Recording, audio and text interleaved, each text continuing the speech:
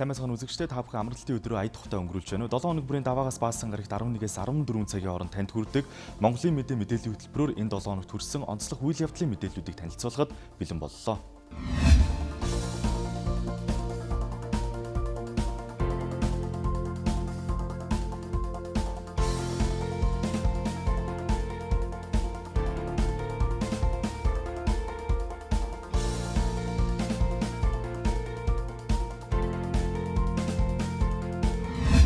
Эхлээд даваагаар их тулсан онцлох үйл явдлын мэдээлэлээс танилцуулъя. Говьалтай аймгийн Алтай хотод хүүхдийн урлагийн баруун бүсийн их наадам зохион байгуулагдлаа. За энэ наадамд Говьалтай, Завхан, Ховд аймгийн 60 гаруй хүүхд багчууд оролцож авьяас бэлэг ур чадвараараа өрсөлдсөн байна. Монгол улсаас ЮНЕСКОд бүртгүүлсэн соёлын өвийг хүүхэд багчуудад өглөөж Монгол үндэсний соёл урлаг зан заншлаараа бахархах үзлийг төлөвшүүлэх зорилготой юм. Монголын хүүхдийн урлагийн баруун бүсийн наадмын 2 дугаар шатанд 160 гаруй хүүхдүүд оролцож байна. Наадмын эхний үе шатыг засгийн газрын хэрэгжүүлэгч агентлаг хүүхд гэр бүл залуучуудын хөгжлийн газар зохион байгуулсан бол ийхүү 2 дугаар шатыг бүсчлэн зохион байгуулж байна. Наадмын гол зорилгыг хүүхд залууст биет бус өвийг өвлүүлэн үлдээх, цаашдын авьяас бэлгийг нь хөгжүүлэхэд оршиж байгааг зохион байгуулагчдын зүгээс онцолж байгаа юм. За бид зохион байгуулагчтай бас уулзаад байна. Энэ өдрийн мэндийг хүргье. Энэ бүсчилсэн наадам маань урд нь хэдэн удаа зохиогдож байна. Энэ наадмын гол өнгийг та юу гэж харж байна? Тийм ээ. Хүүхдийн төлөө тэр тусмаа Монголын хүүхдүүд ахмад үеийнхаа уламжлалыг авч үлдэх. Тийм ээ. Монголоо дэлхийд сурчлах гэсэн бодлоор энэ наадмыг бий болохын төлөө өнөөдөр Монголын хүүхдийн ордынхантай хамтарч байна. Өмнө нь бол 8 жил цуслахантай хамтарч ажиллаж байна. Гэхдээ хамтран зохион байгуулж энийг дэмжиж байгаа нь бол засгийн газрын хэрэгжүүлэгч агентлаг засгийн газар тийм ээ. Засгийн газраас энэ хөрөнгийг гаргаж бидэнд өгч байна. Мөн гэр бүл хүүхд залуучуудын хөгжлийн газрынхан ямагт бидэнтэй хамтар дэмжиж ингээд төр засагтайгаа хамтран хүүхдийн байгууллагатай хамтран мэргэжлийн уран бүтээлч хамтраад хүүхдийн төлөө бид нар ирээдүйн Монголын урлагийг тэг тусмаа Монгол гэдэг хүүхдийн авьяасыг хөгжүүлэх дэлхийд сурчлах гол зорилго маань биелж байгаад миний хувьд таатай байгаа. Энэ олон сайхан хүүхдүүдийн авьяасыг явах юм бол бүсчлээд энэ уралдаанаа зохион байгуулалт явж байна. Ер нь ингээд хараад үзэж байхад өнөөдөр мэргэжлийн урлагийн чартер чуулгуудын уран бүтээлчд өнөөдөр Монголын хүүхдүүдийн авьяас хоёр нэлийн ойрч ирж шүү. Яагаад гэвэл өнөөдөр мэргэжлийн урлагийн чартер чуулгуудын уран бүтээлчд өнөөдөр өөрсдийнхээ уран бүтээлийг хийж хэдий боловч бас бидэнд нэг үерхт алдаатай зүйл байдаг. Гэтэл Монголын хүүхдүүд ингээд урлагийн мэргэжлийн биш боловч зарим мэргэжлийн хөдөөгийн чартер чуулгуудын уран бүтээлчдээс илүүгээр өөрсдөө сурж мэдж тэр хүүхдийн авьяасыг тодруулахын тулд ардын урлаг судлаачид бит бөгөөд бит бус өвийг тээгчд. Багш нарын чадвар их байна. Тэр ардын уламжлалт, бүжигндэг, хөгжим, ерөөл магтаадаг тэр малчин ард түмний тэр уламжлалыг бий болгож авч үлдсэн энэ малчтаасаа аав ээжээсээ өвөө нараасаа эмээ нараасаа сураад хүүхдүүд тэрийгэ эзэмсчихсэн байж чинь. Шинэ бид нар чинь 5-30 малаа мал тэр агуу их малчтаа бид нар бас мэдэрдэг юм. Яагаад л энэ үнийг манай улс төрчд бөгөөд төрийн дээд түшээд энийг өшөө сайн мэдэх юм бол Монголын уламжлал зан заншлыг 20 дугаар зуун зөвхөн биш өнөөдөр техникийн 90 үед 21 дугаар зуунд авчирч чадах тэр авиастан Монголын ирээдүйн сод урлагын ухаантан гоч энэ хүүхдүүд чинь өөрсдөө бэлтгэдэг хөдөөнөөс гарч ирж байна. Энийг өнөөдөр урлагийн бид нар мэргэжлийн урлагийн төвшөнд нь өшөө авьяасыг нээж өгөөд хөгжүүлээд хийх юм бол өнөөдөр манай хүүхдүүд дэлхийн дахина энэ спорт урлаг бусад оюуны спортоор дэлхийд өнөөдөр харуулж чаддаг ийм шинэ ирэн үе эхэлчихсэн байна. Тэгэхээр энэ үнийг маань өнөөдөр засгийн газар маань дахин дэмжиж засгийн газар гэр бүл хөгжлийн газрынхантай хамтарч ийн гэдэг бол өнөөдөр уран бүтээлч миний хувьд ирээдүйн Монголын хүүхдийн төлөө хийж байгаа бол бидний том хамтын бүтээл гэж ойлгож байгаа. Яг баруун бүсийг тухайл аваад үзвэл бие биелгээ гэдэг юм уу одоо уртын дуу хөөми гэд яг энэ үндэсний язгуур урлаг бит бас өвийг бол тэ үлдэгчэд эндээс төрөн гарсан эндээс одоо бэж идэг одоо амьдарж идэг цөөн хитэн төлөөлөдөг. Тэгэхээр яг баруун бүсээс та бас мэдээж одоо ол зомог ихтэй буцна хаа гэж найдаж байгаа. За гоо тийм ээ. Хуучин болоод нөгөө тухайн нэг хэсэг үед бол бусад аймаг сумдууд яш алдагдж эхэллээ шээ. Язгуур бит уламжил. Одоо бол альж аймагаас нь баруун зүүн төв ингээд тойроод ингээд энэ хүүхдүүд ирж яхад тэр уламжлаа өөрийнхөө нутгийн байгалийн тухай хүүхдүүдийн амьдралын тухай одоо язгуур уран бүтээлүүд их орж ирж байна. Тэр үнийг багш нар мэрэгжлийн төвшөнд хөгжүүлээд тоглоход өнөөдөр миний нэг бахархаад байгаа зүйл нь юу вэ гэвэл таны хэлдэг шиг зөвхөн тэр бүстэй биш. Өнөөдөр дэлхийд Монголын хүүхдүүд олон улсын наадам уралдаан тэмцээнд явхад ямаг төрүүлээд байдаг нь энэ хөдөөгийн 408 зөвхт амьдарж байгаа Монголын хүүхдүүдийн уламжлалыг багш нар хөгжүүлж чадна гэдэг бол өнөөдөр багшийн их хөдөлмөр тэр багш гэдэг бол урлагийн ухаантан багш тэр хөг их шинд тохируулж өгнө гэдэг бол бидний цааш нь Монголын хөгжлийг ойлгож чаддаг байхгүй. Бид нэр Говьлтай аймагаас оролцож байгаа. Тэгээ энэ удаагийн уралдаанд чичиргэн гэх бүжгээр орж байгаа. Энэ чичиргэн нь одоо энэ шүүж байгаа Сэвждийн Сүхбаатар руугийн тэглэсэн бүжиг байгаа. Тэгээ энэ бүжгээрээ оролцож байгаагаар их давуу талтай болов уу гэж бодож байгаа. Өмнө жороо алтан тэмцээнд ороо ер нь амжилттай дандаа оролцдог. Тэгэд энэ бүжгээр бид хэд эрэхтэй 16 17 оролцож байгаа. Нэг гоцлолтой байгаа. Миний хувьд бүжгийн урлаг нь биднэрт ер нь ирээдүйд хэрэгтэй болов уу гэж ер нь боддог. Монгол орны баруун хязгаар нутаг болох Говьлтай аймгийн 18 сум 2 тосгонд 730 гаруй соёлын бит бус өвтгөгч аж төрөн амьдарч соёлын өвийг түгээн дэлгэрүүлж байна. Орхон аймгийн Жаргалант сум жил бүрийн хаврын үйлрэл тэр дундаа салхитай үед цагаан тоосонд хувчигддаг байна. Иргэдийн эрүүл мэндэд сөрөгөөр нөлөөлж байгаа энэ асуудлыг аймгийн удирдлагууд Эрдэнэт үйлдвэр төрийн өмчт үйлдвэрийн газартай хамтран эрх чилгээхэд арилгах арга хэмжээ авч эхэлсэн байна. За яг хангалуулалт дагуу одоо манай өрхийн тархилагчд гэдэг 300 гаруй өрхийн тархилагчд байдаг. Цагаан тоос маань хангалуулалтад бас бохирдол үүсгдэг гэдэг хүн болгон ярьдаг. Дээрээс нь цагаан тоос маань одоо жил болгон хаврын салхиар одоо манай сумаар одоо яг нэлээгүй бүрхдэг. Үүнтэй холбоотойгоор цагаан тоостой холбоотойгоор байгаль экологч гэсэн одоо сөргөөр нөлөөж эхэлж байгаа. Одоо хавар газар хагалахад хөрсөн одоо саарл болж одоо ингэж одоо саарл хөрс хагалдаг болсон. Дээрээс нь шуудуугаар уссны дараа тэр ус маань одоо сааралтж одоо томж үлддэг. Ийм байдлаар манай сумд одоо их цагаан тоосод нөлөөлж эхэлж байгаа. Цагаан тоосын нөлөөллийг одоо бууруулаас нь Эрдэнэт үйлдвэрлэлийн хамтарч санал өргөөд одоо аймаг бас цагаан тоостой холбоотойгоор хөтөлбөр боловсруулж байгаа. Эрдэнэт үйлдвэрлэлийн хамтран. Тэгээ энэ жилээс бас цагаан тоосны яг бүс нутагт амьдарж байгаа амьдсан 30-аас дээш жилийн амьдсан 300 гаруй манай сумын 300 гаруй иргэнийг бас бүрэн эрүүл мэндийн үзлэгт оруулахаар ингээд болсон байна. Гурван төрлийн аргаар дарна. Нэг нь бол одоо энэ технологийн одоо энэ процесс одоо явж байгаа энэ технологийн дарагч бодис өгч давхарг үүсгэх. Нөгөөх нь бол одоо өөрийнхөө хаялтаар одоо технологийн хаялтыг зохицуулснараа одоо өвөл зуныхаа хаялтыг зохицуулснараа бас норгон талбайг. Ингээд одоо энэ үлдсэн одоо энэ ингээд хаяад үлдсэн талбайны зөндөө талбай үлдэнэ. Энийг нь бол одоо биднээс техник ашиглаж яана. Энэ ямар техник байх вэ гэхээр энэ шавард явж суудаггүй ийм техникийг одоо тусгай химийн бодистой холсон уусамлаар тэр бодисоо цацах юм.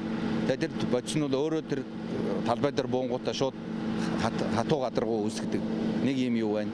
Бас тэр нь бол одоо өвлийн улиралд байна. Бас юу яадаггүй хөлддөггүй. Тэгэхээр биднээс бол одоо эрт эхлэн гэсэн үг. Өвлийн улиралд эхлээд одоо цас багтай үед эхлээд тэр нь бол хасах 40 градус хүртэл хөлддөггүй. Тийм бодисыг бол цацаад одоо ингээд тэр нь өөрөө бол ингээ агаараас чигээ аваад бус үед нь бол ингээд чихтэй байж идэг. Ийм бодисыг цацаж байнгын чихтэй байдаг бол энэ талбайнаас юу босхгүй. Ийм одоо 3 аргаар л одоо яхаар бодож байна. Одоо эхэлж байна. Тэгээд энэ техник худалдаж техник бол одоо нэг 20 хоногийн дараа бол техник нь орж ирнэ. Одоо энэ ажлаа бол эхлэе явж байна. За одоо 3 удаагийн бас технологийн шинжилгээ хийх гэх юм байна. Тэгээ хийгснээ дараа бол эргэжил өдөөд бол баргаж 100% бид нар тоосгүй болно. Одоогоор бол одоо энэ 2 сарын хугацаанд 5 сар 6 сард бол нэг 20% нь бол яг энэ захаараа одоо яг энэ хэсгэрээ бол барьцуулахчл одоо бариад эхэлнэ гэсэн үйлчлээд эхэлнэ гэсэн юм бол манай мэрэгжлийн хүмүүс л ярьж байна. Тэгээд ер нь цаашдаа энэ цагаан тоосыг аль болохоор одоо гарахгүй байх. Ялангуяа Эрдэнэтийн хог хайдлын далангийн асуудал өөрөө бас их хүнд асуудал болж байгаа. Та бүхэн сая харсан байх. Одоо энэ далан бол бараг нэг 10 жилийн хэрэглээ байна уугүй юу? Тэгэхээр бид нар дараагийн далангийн асуудлыг бол одоо даруй шийдээ. Энэ тал дээр одоо хамдарна гэсэн энэ бодлоо бол бид нар яриад ойлголцоод тодорхой төлөвлөгөө гаргаад ингэ явж байгаа. Тэгээ энэ шийдэл рүү орохгүй бол энэ далангийн маань нөхцөл байдал хүндэрсэн байна. Одоо бол үндэ цаашаа бол даац хийгээд энийг одоо далан гэж ашиглаад байх нөхцөл бол хүндрэлтэй болсон бол та хүн бол орж иж таарсан баг. Бас зарим газараараа шүүлт гарч байгаа ийм асуудлууд харагдлаа шүү дээ. Тэгэхээр бид нар бол энийг бол технологийн хувьд бол яг одоо олон улсын хэмжээнд яаж одоо дарж дараагийн далан руу шилждэггүй энэ нөхцөл рүүгээ бол орох хэрэгтэй. За энэ бол яг анх байгуулагдахтаа одоо бас аль одоо 30-40 жилийн өмнө бол энэ ерөнхийдөө энэ уулын яг энэ ам ашиглаад ингээд бариад одоо ингээд далангаа бол боогод хийцсэн байгаа. Тэгээ ийшээ явж байгаа одоо талбайг хараа нэлийн хол газар явцсан байгаа үстэй тий. Энэ бол уул шугамаар бол одоо ингээд тодорхой хэмжээний секторт одоо ингээд нэлийн гүний хэмжээний одоо дөрвөлжин орон зайч юм уу хийх төстэй технологиуд бол өнөөдөр бол одоо орчин үеийн технологич өөр болсон шүү дээ. Тэгээ энийг бол одоо дараагийнхаа одоо Эрдэнэт чинь нөөцөөс ахаад 40-60 жил болгоцсон байгаа. Тэгэхээр дахин одоо далангийн шинэ хаягдлын ашиглалтаагаар бол одоо үйлдвэрийн үйл ажиллагаа цаашдаа явах шаардлагатай гэж ингэж үзэж байгаа. Манай сурвалжлагч Инх сайхан 5 дугаар сарын 5-ны даваа гарагийн байдлаар хүчит шонхор захад махны үн ямар байгааг сурвалжилсан байна. За мөн махны үн өссөн шалтгааныг хүчит шонхор захын худалдаа эрхлэгчтэй уулзаж тодруулжээ.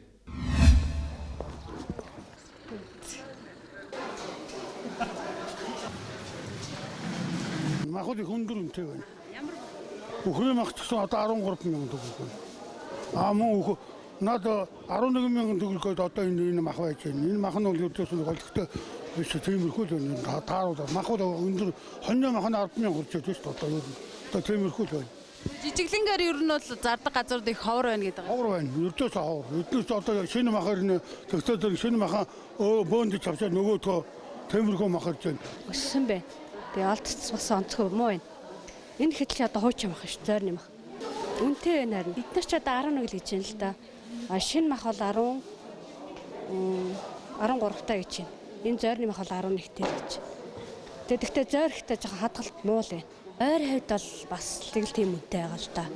Тэг яг зах нь жоохон арай цэвэрхэн болоо гэж тал. Шинэ мах бол өгсөж арай шинэ мах шин л да. Тэгэл аваа явчихна. Мах олдохгүй ховордож эхэлсийг махны худалдаачид ч хэлж байна. Нийлүүлэлт эрс багассан. Өмнө нь махны 10 чинж мах нийлүүлдэг байсан бол одоо тэдний тал хувь нь бараг алга боллоо гэж ярьж байна. Гаднаас орж ирж байгаа олдсон байхгүй. Нийлүүлэлт байхгүй. Малчид 5 малаа 5 цаас өсгөхийг бодож байгаа. Өсгөх гэж өнөөдрийг хүлээж байгаа. Намар бол мах хямдхан байсан 5-500 4-500. Тэр үед нь манайхан өөрсдөө улс нөөцөө хийсэн бол өнөөдөр ард түмэн махны хомсдолд орохгүй шүү дээ, тийм ээ? Нийлүүлэлт ер нь эрс муудсан уу? Муудсан байхгүй шүү дээ. Одоо ерөөсөө өндөр үнэтэй авах хүнд өгөх гээд энэ чинь нийлүүлэлт хийхгүй шүү дээ. Малчид тий. Малчид малаа гаргахгүй өөр бид нар ямар мах хийлтэй биш тийм ээ. Жишээлбэл одоо нөгөө 5 нийлүүлдэг байж одоо хэд болцсон бэ? Яг одоо ганц ч байхгүй. Ганц ч байхгүй. Ирэхгүй. Мах нийлүүлэлт байхгүй.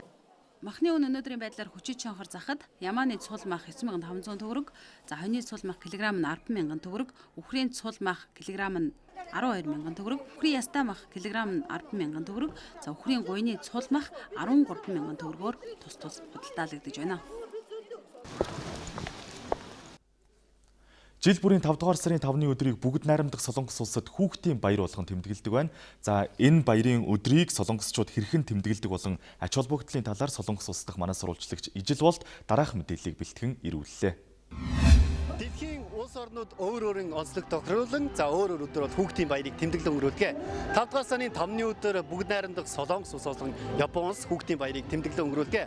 5 дугаар сарын 5-ны өдөр бүгд найрамдах Солонгос улсад хүүхдийн баярын өдөр тохиож байна. Энэ өдөр бүх нийтийн амралтын өдөр байж эцэг эхчүүд, хүүхэд багчуудаа цаг зориулсан нэгэн өдөр болж байна. За 5 дугаар сарын 5-ны өдөр Солонгосын өнцөг булан бүрт хүүхдэд зориулсан олон арга хэмжээ болж хүүхдийн инээдээр бэлгсэн нэгэн өдөр болж байна. Бүгд найрамдах Солонгос улсад 1923 оноос эхлэн хүүхдийн баярын өдрийг тэмдэглэж ирсэн. Анх 1923 оны 5 дугаар сарын 1-ний өдрийг хүүхдийн баярын өдөр болгон сэргэлэн цав өсцгөөе үргэлж бие биендээ тусалцгаая гэсэн өрөөндор тэмдэглэн өнгөрөөж ирсэн байна. 1957 онд Солонгосын хүүхдийн тунхаг бичигт өөрчлөлт орж 5 дугаар сарын 5-ны өдрийг аль бие усар хүүхдийн баярын өдөр болон тэмдэглэн өнгөрүүлгээр болсон байна. Өчигдөр Солонгосын өнцөг булан бүрт хүүхдэд зориулсан олон арга хэмжээ болж хүүхдийн инээдээр бэлгсэн нэгэн өдөр байлаа. Бүгд найрамдах Солонгос улсын ерөнхийлөгч Мэдээ хүүхдийн баярын өдрөөр 256 хүүхдийг бүх ордонд хүлээн авч баярлуулсан юм а. Эдгээр хүүхдүүд нь өнгөрсөн сард бүгд найрамдах Солонгос улсад гарсан том хэмжээний галт өмрийг унтраахад гар бие оролцсон галс өнөөгч цагдаа зэргүүд болон галд өртсөн иргэдийн хүүхдүүд юм а. Тэрээр хүүхдүүдэд хандан Солонгосын ирээдүй бол та нар юм шүү. Тусламж хэрэгтэй хэн нэгэндээ үргэлж туслаж байгаарай хэмээн захиж байсан юм а. Бүгд найрамдах Солонгос улсад 5 дугаар сарын 5-ны хүүхдийн баярын өдрийг бүх нийтийн амралтын өдөр болгон тэмдэглэн өнгөрүүлдэг. 2014 оноос эхлэн 5 дугаар сарын 5-ны өдөр амралтын өдөртөө давтцах юм бол ажлын нэг өдрийг амралтын өдөр болгоно гэдэг шийдвэр гарч засгийн газараа баталсан. Энэхүү хууль 2018 оноос хэрэгжиж эхлээд байгаа юм. Өчигдөр 5 дугаар сарын 5-ны өдөр бүтэц сайн өдөр байсан тул өнөөдөр бүгд найрамдах Солонгос улсад бүх нийтийн амралтын өдөр болж байна. Үргэлжлүүлэн Монголын мэдээ телевизийн Япон улс дахь сурвалжлагч Арвисын бэлтгийн ирүүлсэн мэдээллийг үзэгч та бүхэнд хүргэе. Япон улсад ажиллаж амьдарч байгаа монголчууд уламжлал ёсоор хаврын баяраа тэмдэглэлээ. Токио хотноо улсын хаврын баярын үеэр бүхийн барилдаан хүүхдийн бэсрэг наадам зэрэг Монгол уламжлал ёс заншлалын дагуу олон үйл ажиллагаанууд зохион байгуулагдсан байна. Энэ жилийн хаврын баяраар Монгол дээл малгайгаар гангарсан Япон морин хуурчид Монгол аялгауг эрхшиглүүлснээр хаврын баяр эхэллээ. Хаврын баяраар Монгол дээл өмсөж зураг татуулах, шагаа шүрэх, морь уралдуулах зэрэг сонирхолтой Монгол наадгай тоглуулж хүүхдийн бэсрэг наадмыг зохион байгууллаа. Жил болгоны хаврын баярын оргил хэсэг нь Монгол бүхийн барилдаан юм. Барилдаанд Монгол Япон иргэд оролцлоо. Энэ жилийн наадамд Япон улсад бэлтгэлээ базааж байгаа Монгол улсын жудо бүхийн шигшээ багийн тамирчид хүч чадал авхаал самбаага уралдууллаа. Монголын мэдээ Японы нислэл Токио хотоос мэдээлж байна. За өнөөдөр Токио хотод монголчуудын их баяр наадам хаврын баяр энэхүү 2 дахь өдрөө үргэлжилж байна. За зохион байгуулагчийн зүгээс энэхүү хаврын баярт 2 өдрийн турш нийт 50,000 гаруй хүн хүрэлцэн ирсэн гэх мэдээллийг надад өглөө. За энэхүү арга хэмжээгээр за Монголын үндэсний хоол, соёл, урлагийг танилцуулсан арга хэмжээнээс гадна за хувийн хвшил төрийн бус байгууллагуудын үзэсгэлэн мөн дэлгэглээ. За үүнээс гадна Монгол бүх за хүүхдийн бэсрэг наадам зэрэг за хүрэлцэн ирсэн хүмүүсийн анхаарлыг татах арга хэмжээнүүд ээж дараалан зохион байгуулагдлаа. Энэхүү баяр Япон улсад амьдарч байгаа Монгол иргэдийн их баяр наадмаас гадна Япон улсад Монгол улсаас сурталчилж байгаа том арга хэмжээ юм. Би жил болгон монголчуудын хаврын баярт ирдэг. Монгол бүх үзэж, монгол хоол идэх дуртай. Энэ жилийн хаврын баяр өнгөрсөн жилээс илүү өргөн дэлгэр зохион байгуулагдаж олон хүмүүс ирсэн байна. Энд ирснээр монголчуудтай уулзаж, монгол хоол идэж, монгол соёлтой танилцах боломжтой байдаг юм. Тэгээ Монголыг бас яг энэ улсуудад таниулж штэ хамгийн гол нь тий бас ганц монголчуудын баярч биш л юм бэ яг японочууд ч гэсэн бас л ирсэн тий бас л сайхан энэ концерт юм үзсэн байж л байна. Япон иргэд монгол соёлтой танилцаж үндэсний хоол, дуу хөгжмийг сонирхон үзэж, жилээс жилд ирэх Япон иргэдийн тоо нэмэгдэж байгааг зохион байгуулагчдын зүгээс хэлж байлаа. Хаврын баярыг жил болгон Япон дахь Монгол оюутны холбоо зохион байгуулж, Монгол улсын элчин сайдын яам, Монгол улстай найрамдал соёлоор хамтран ажилладаг Японы олон нийтийн байгууллагууд хувь хүмүүс дэмжлэг үзүүлжээ. Монголын өвийг түгээн дэлгэрүүлэх зорилготой шагаан харваа 2019 наадам Австрали улсын Сидней хотноо зохион байгуулагдлаа. За энэ үеэр Австрали улсад аль бие усаар Монголын шагаан холбооны салбар холбоо байгуулагджээ. За өнгөрсөн амралтын өдөр Австрали улсын Сидней хотод Монгол үндэсний соёлын өвийг дэлгэрүүлэх зорилготой шагаан харваа тэмцээн боллоо. Тэмцээнийг Монгол улсаас Австрали улсад суугаа элчин сайдын яам болон Австрали дахь монголчуудын холбоо Монголын шагаан холбооны дэмжлэгтэйгээр зохион байгууллаа. Тэмцээнд 9 багийн 50 гаруй харваач оролцож цэцмэрэгнээ сорьсон юм. Австрали дахь монголчуудын шагаан харваанд салбар зөвлөл нь 2 жилийн өмнө байгуулагдаж тэмцээний үеэр холбоо болон үйл ажиллагаагаа өргөжүүллээ. Холбооны Монголын шагаан харвааны холбооны тэргүүлэгчид хуралдаанаар шийдэж энд одоо олон харваачид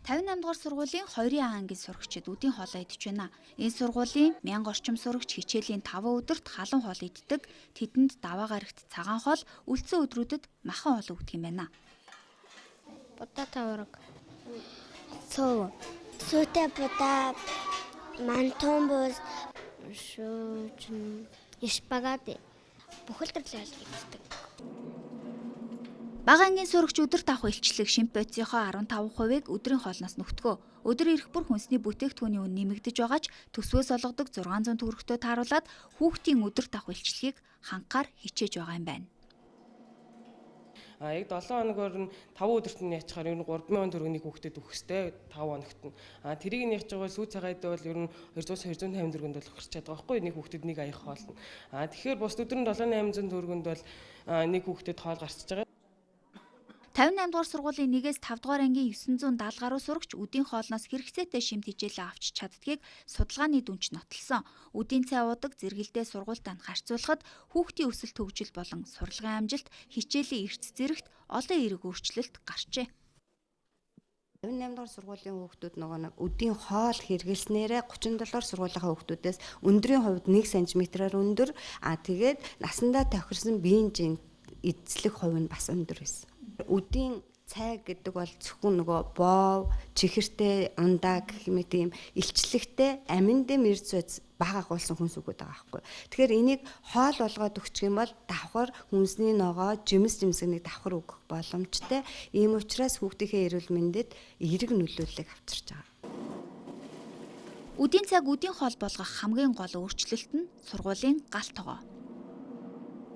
Махан дээр явж байгаа хүн бол махаад өдөржин янзлан өөр хоол тогоотой хоол руу ортохгүй гэсэн системээр тэгээ жишээлбэл одоо яг энэ мах гэрчигт бол улаан банд нь улаан хотго ногоо гэрчигт ногоон сакс ногоон бүх юм ногооноор хүүхдийн хоол хийх орчин өөрөө эрүүл аюулгүй байх хэрэгтэй тий. Тэгэхээр сургууль болон галтгоотой байх хэрэгтэй байхгүй. Манай улсын хувьд бол газар тариалан мал аж ахуйн үүрэг орно шүү дээ. Тийм болохоор орон нутгаасаа сүү цагаатай хүнсний ногоо маха хангачих юм бол хүүхдийн үдийн цай маань үдийн хоол болох алхам маш ойрхон байгаа.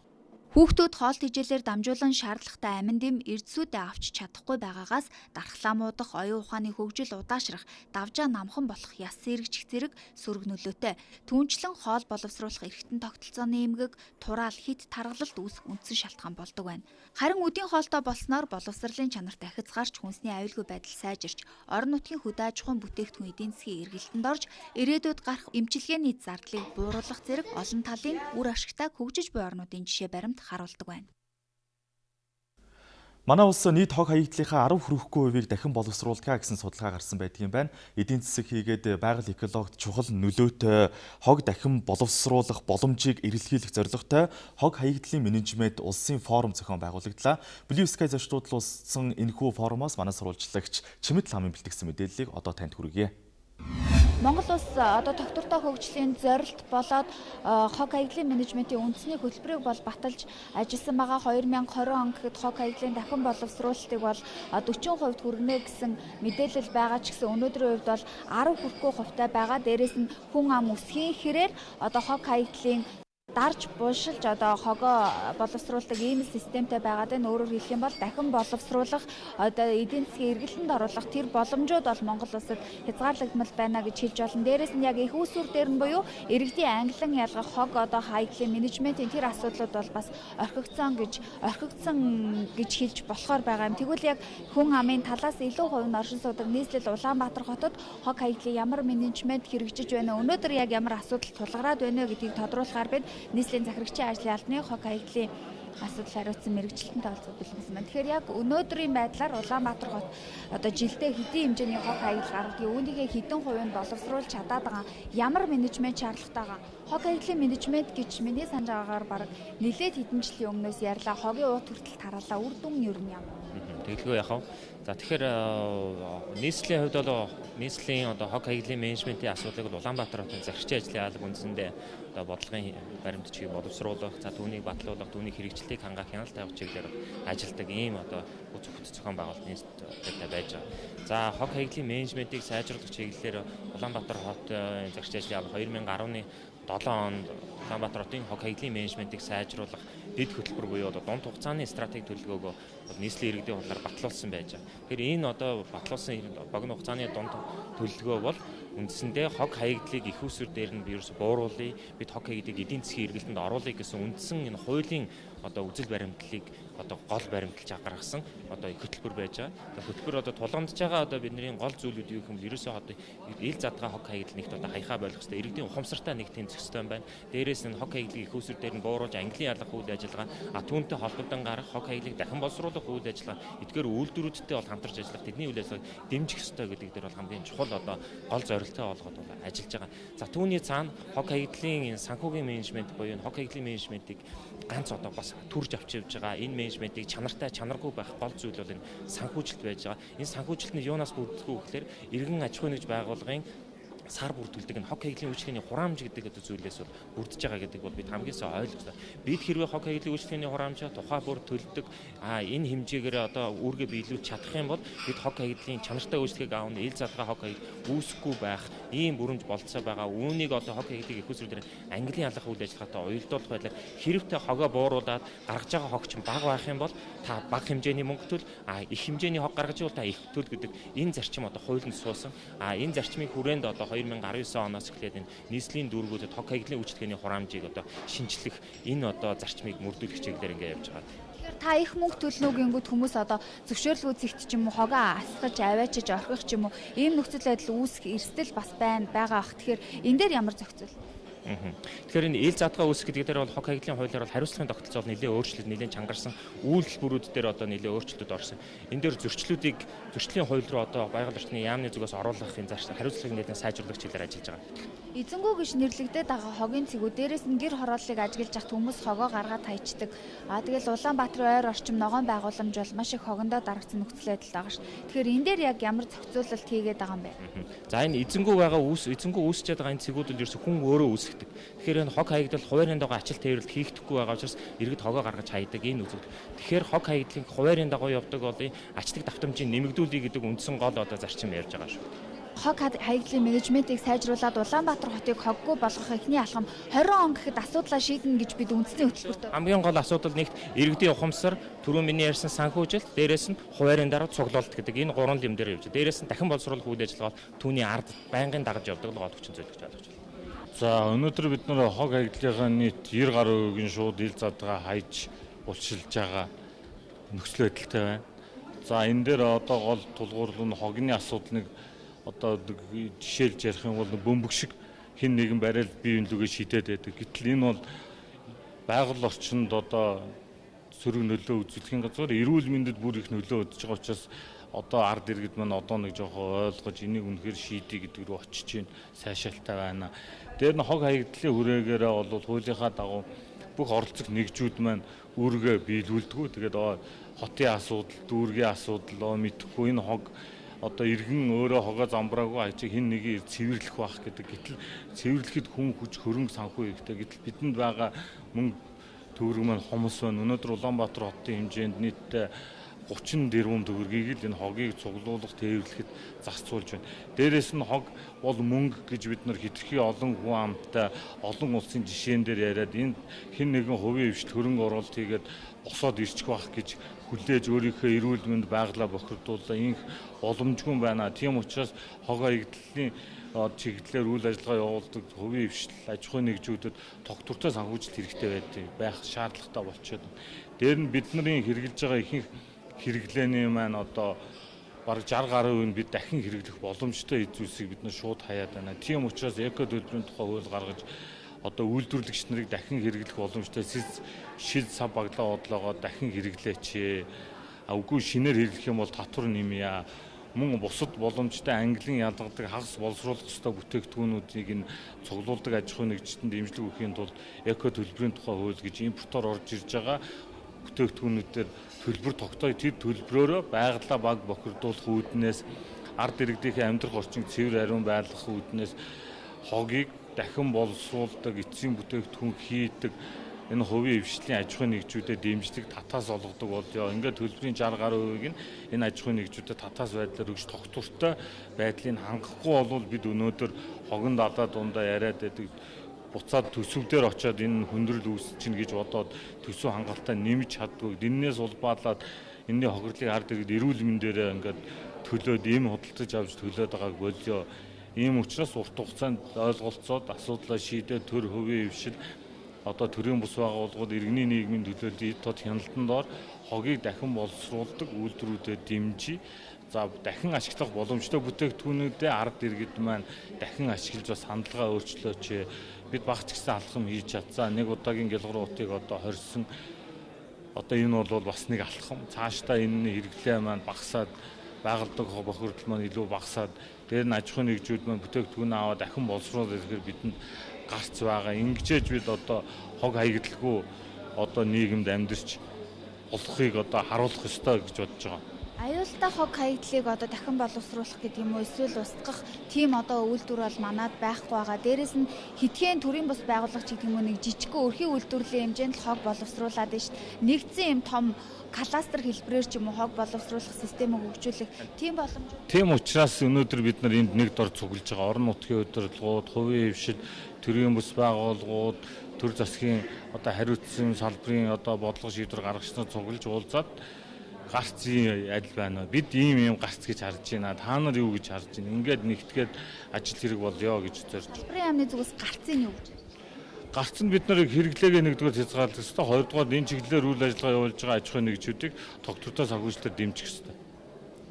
Та түрүүн төрийн байгууллагуудын уялдаас бол байна. Үйлдвэр барих гэхээр тухайн орон нутгийн удирдлагууд ч юм уу газар олохгүй байна гэж яриадсан. Энэ дээр тодруулга. Жишээлбэл нөгөө манай орон нутгийн удирдлага шийдвэр гаргагч нь аюултай хог хаягдлын газрыг хуулиараа тэд нар тогтоож гаргаж өгөх ёстой. Нутаг орноо баг бохирдуулна гэдээ газар гаргаж өгдөг. Тэгэнгүүт одоо тухайн одоо үйл ажиллагаа явуулах юмч эргэцэн орчин үүсэхгүй байгаа даа. Үнэхээр тухайлсан одоо тогонд хологдох боломжтой хогийн зэгнийхээ хажууд ч юм уу өөр нэг газар бид 1 га 3 га 4 га 5 га аюултай хог хаягдлын цэгээр тогтоочлоо. Энэ дээр яам дэмжээч гэх юм бол бид одоо гадна дотны олон улсын төсөл бас улсын төсвөөс тодорхой хэмжээний мөнгө гаргаад аюултай хог хаягдлын байгууламж барих ажлыг эхлүүлэх боломжтой байна. Гаднаас орж ирж байгаа төсөл хэрэгжээд байдаг. Ер нь үр дүнгийн та юу гэж харж байна? Нэг л том нэртэй их одоо өртөгтэй төсөв яриад байдаг. Гэтэл яг хог хаягдал дээр асуудал одоо цэгцрээгүй юм шиг харагдаад байдаг л да. Бид өөр бодлоор өөр зохион байгуулалтаар өөр нөхцлөөр өөр орчинд ажиллаж байгаа маа. Гол нөхцөл хэрэгжиж байгаа одоо хог хаягдлын чиглэлээр хэрэгжиж байгаа төслүүдийн ихэнх нь сургалт танин мэдэх технологийн дээр нь боловсон хүчинд мэдээлэл өгөх чиглэлтэй байгаа учраас төдийлөн одоо нүдэнд харагдсан юм гард ирээд үсээд байгаа тэр нь гарахгүй байгаа даа. Монголын мэдээ телевизийн Өвөр хангай аймаг дахь сурвалжлагчийн ирүүлсэн мэдээллийг одоо үзэгч та бүхэнд хүргэе. Өвөр хангай аймагт энэ жил нийтдээ 67 тэрбум төгрөгөөр автозамыг шинжлэх ажлыг хийхээр төлөвлөж байгаа юм байна. За үүний хүрээнд хар хорин суманд 1.7 км автозамын ажил эхэллээ. Хар хорин сум аялал жуулчлалын гол бүс учраас автозамуудыг сайжруулах нь нэн тэргүүний асуудал.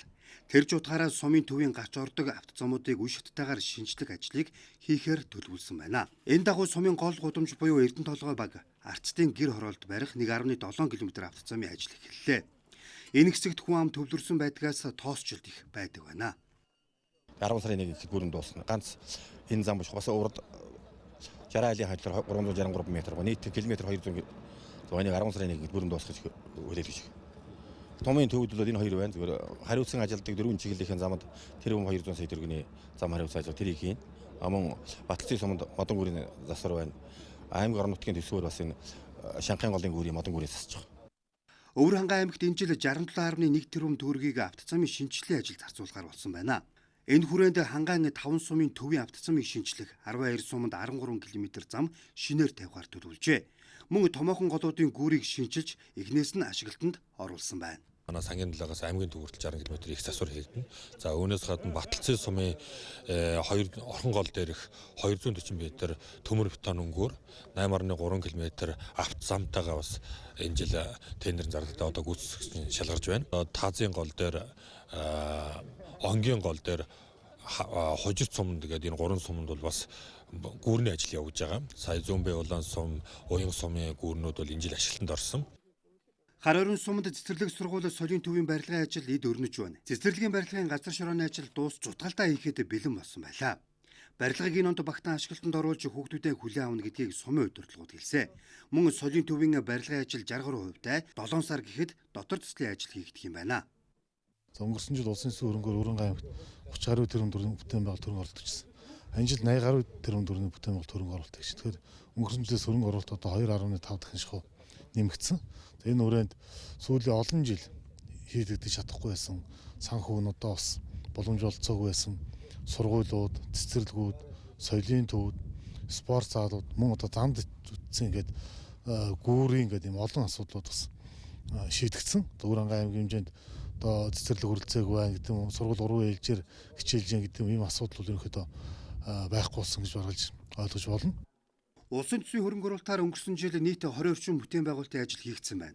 Үүний 11 нь Өрөнгө аймагт хийгдэж, засгийн газраас хамгийн үр дүнтэй хугацаанд шуурхай ажиллаж чадсан үнэлгээг авчээ. Цаашид аймаг орон нутгаас хийх урсгал засварын ажлуудыг эрчимжүүлж төсвийн мөнгийг үр ашигтай зарцуулахад анхаарч хяналт шалгалтыг тогтмол явуулж явахаар болсон байна. Завхан аймгийн жил хос бичигтэн болох зорилт тавин ажиллаж байна. За энэ ажлын хүрээнд Монгол бичгийн уран бичлэгийг таниулах зорилгоор ерөнхий боловсролын сургуулийн сурагчдад зориулсан сургалтыг зохион байгуулж байна. Манай телевизийн Завхан аймаг дахь сурвалжлагчийн бэлтгэсэн мэдээллийг одоо хүргэе.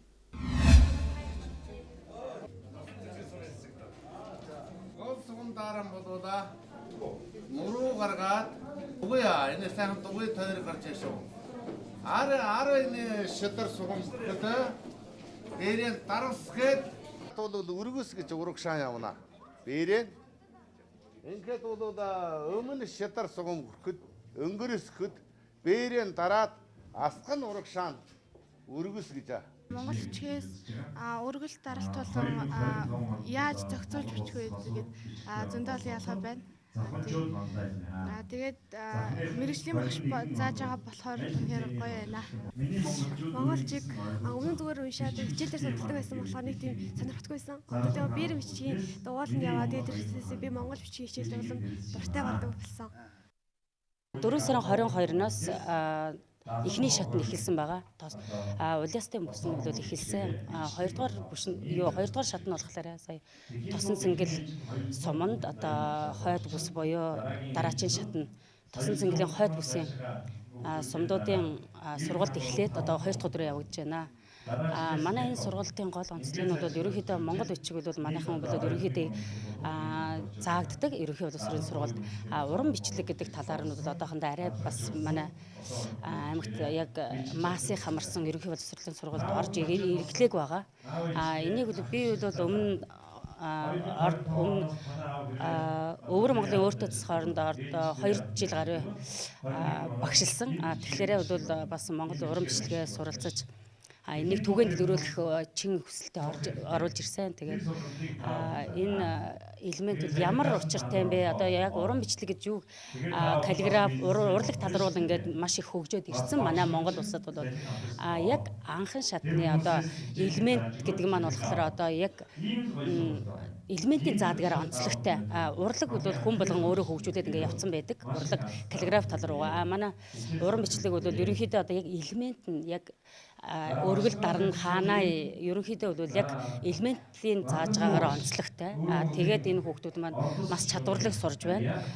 Манай Улаастай хотын багш нар бол бас маш сайхан бичээд энэ одоо бас уран бүтээлээ бүр тойрогдсон байгаа. Тэгээд багш нар бол бас чадварлаг сурж байгаад нь бас баярлж байна. Өөрийн чин сэтгэлийн өрөөс тэгээд бас энэ бас үр дүнтэй ингээд болж өнгөрөөд бүр цааш түгээн дэлгэрэх үйлс бол бас маш тодорхой харагдаж байгаад нь би одоо баяртай байгаа. Цагдаагийн ерөнхий газар дэлхийн зүүн олон улсын байгууллага гэр бүл хүүхэд залуучуудын газар нэгдсэн үндэсний байгууллагын хүүхдийн сан хамтран зөв тусгал нэртэй аяныг зохион байгуулж байна. За энэ аяны хүрээнд хүүхдэд ээлтэй сэтгүүлч зөвлөгөөнийг зохион байгууллаа. Хүүхдэд ээлтэй сэтгүүлч зөвлөгөө болж байгаа юм. За тэгэхээр энэ зөвлөгөөний талаарх мэдээллийг одоо хүргье. Тэгэхээр таны өдөр мэндийг хүргье. Танд бас энэ өдөр мэндийг хүргье. Зөвлөгөөний ерөн зорилго ач холбогдлын талаар та ярил. Цагдаагийн байгууллага болон бусад дэлхийн зүүн Монгол гэр бүл хүүхд залуучдын газар Монгол улс гэмтрийн сурсан ажлыг зохицуулах зөвлөл нүүбийн хүүхдийн сан гэсэн эдгээр байгууллагуудаа хамтраад зөв тусгал аяныг зохион байгуулж байгаа. Энэ тус аяны маань гол зорилго бол ерөөсөө хүүхдийг эерэг аргаар хүмүүжүүлэх, хүүхдэд эцэг эхчүүд мань өөрсдөө зөв үлгэрлэн дуурайлж манлайлах, гэр бүлийн боловсролыг иргэдэд олгох энэхүү зорилготойгоор энэ аян зохион байгуулж байгаа. Энэ аяны хүрээнд хүүхдэд ээлтэй сэтгүүлч гэсэн хэлцүүлгийг бол одоо яг одоо энэ тагинд бол болж байна. Энэ ямар учиртай юм бэ гэж бид ерөөсөө зурагт, телевиз, олон нийтийн захин сүлжээгээр яг ямар мэдээллийг бид аваад байна вэ гэж. Хэвлэл мэдээллийн байгууллага бол 4 дахь засаглал гэж ярьдаг тийм үү. Тэгэхээр 4 дахь засаглал маань нийгэмд болж байгаа альва асуудлыг ямар өнцгөөс яаж хүргэж байгаа нь өөрөө бас нэг асуудал. Нөгөөхөөр хэвлэл мэдээний байгууллага маань тухайн мэдээллийг одоо олон нийтийн захин сүлжээ хэвлэл мэдээлэлээр түгээснээр цаана нь ямар үр дагавар учрах вэ? Цаана нь ямар хүмүүс үлгэр дуурайлал авах вэ? Энэхүү мэдээлэл нь бусдад яаж тусах вэ? Нийгэмдээ зөв одоо соён гэрэл мэдээлэл болж чадах уу үгүй юу? Эсвэл хар бараа мэдээлэл болж чадах уу үгүй юу гэд ингээд ярихаар бас нэг өөр асуудал байгаа юм. Тийм учраас одоо сэтгүүлч нартай зориулаад бас мэргэжлийн байгууллагын хүмүүсээр нь оролцоод хэвлэл мэдээллийг ямар байдлаар иргэдэд түгээвэл жишээлбэл хүүхд хамгааллын асуудлаар, хүүхдийн хүчирхийллийн асуудлаар эдгээр мэдээлж байгаа мэдээлэл нь өөрөө одоо хүүхд хүчирхийллийн асуудлыг дэвэргэх асуудал болж гинэ үгүй юу? Эсвэл хүүхд хамгааллын асуудлуудыг бусдыг ухааруулсан, ойлгуулсан, нийгмийг соён гэгээрүүлсэн эцэг эхчүүдийг альва нэг асуудыг бодоод хүүхдийнхаа сайн сайхны төлөө хүүхдэд зөв тусгалан болж өөрийнхөө амьдралыг зорилгоо болгож явахад одоо чиглүүлэх ийм мэдээлэл өгч чадах уу үгүй юу гэдэг дээр энэхүү хэлцүүлэхийн одоо өнөөдрийн арга хэмжээ бол гол зорилготой байгаа. Ямар ч сан манай сэтгүүлчдэр маань бол бас идэвхтэй оролцож байна. Одоо ямар ч байсан сэтгүүлч хүн өөрөө шударгууны дуу хоолой болохоос илүүтэй тухайн мэдээллийг өөрийгөө тухайн байгууллага гаргахаас илүүтэй тухайн мэдээллийг цаашаага ямар үр дагавар учрах вэ гэдгийг бодож хэвлэл мэдээллийн байгууллагууд одоо мэдээлэл түгээж явах нь хамгийн чухал асуудал байна. Нийгмийг соён гэрүүлэх ажил гэдэг нь хамгийн чухал байна. Тэнд нэг алаа хэдаан болж, садар саман болж, тэнд нэг мөнгө төгрөг эдсэн уусан гэсэн асуудал яригдахаасаа илүүтэйгээр хүүхдэд альва мэдээлэл яаж тусах вэ гэдэг өнцгийг сэтгүүлчнэр маань сайн анхаарч явах хэрэгтэй байна. Сүүлийн үед бас сэтгүүлч нар маань одоо яг энэ чиглэлээр бас одоо мэрэгших сэтгүүлч нар маань бас нэмэгдэж байгаа тийм ээ. Тэгэхээр энэ тал дээр ер нь мэрэгсэн сэтгүүлч нар тандаж бас зөвлөгөөний хүрээнд бас ямар мэдээллийг өгж байгаа вэ? Тэгээд зөвлөгөө нь бас ямар чиглэлээр зохион байгуулагдаж байна? За, ерөөдөө гэмт хэрэгээс өвчин сэргийлэх ажил гэдэг маань иргэд олон нийтийн дэмжлэг тусалцаатаар нэгдүгээрт явдаг. Хоёрдугаарт одоо шинжлэх ухааны үндэслэл техник технологийн дэвшлэлийг ашиглаж явдаг. Гуравдугаарт одоо сүүлийн үед гарч байгаа инновацийн түвшиглэх. Одоо мөн иргэдийг соён гэгээрүүлэх гэж. Тэгэхээр хүүхдэд ээлтэй сэтгүүлч маань одоо альва хэвлэл мэдээллийг бол бэлтгэхдээ альва мэдээлэл нь өөрөө цагдаагийн жишээлбэл одоо энэ хүүхд зөв цогц аяныг одоо иргэдэд түгээж байгаа энэ соён гэрэл чиглэлийн энэ ажлыг мөн бидний дуу хоолой болж нийгэм түгээж байгаа ч гэж. Одоо цагдаагийн бол жишээлбэл би өнөөдөр альва нэг газар сургалт зохион байгуулаад 50 хүн 100 хүнд орлоо гэж. Гэтэл одоо энэ олон сэтгүүлчид маань мэдээллийг зөв талаас нь түгээснээрээ 100 мянган хүнд мэдээллийг түгэх боломжтой гэж.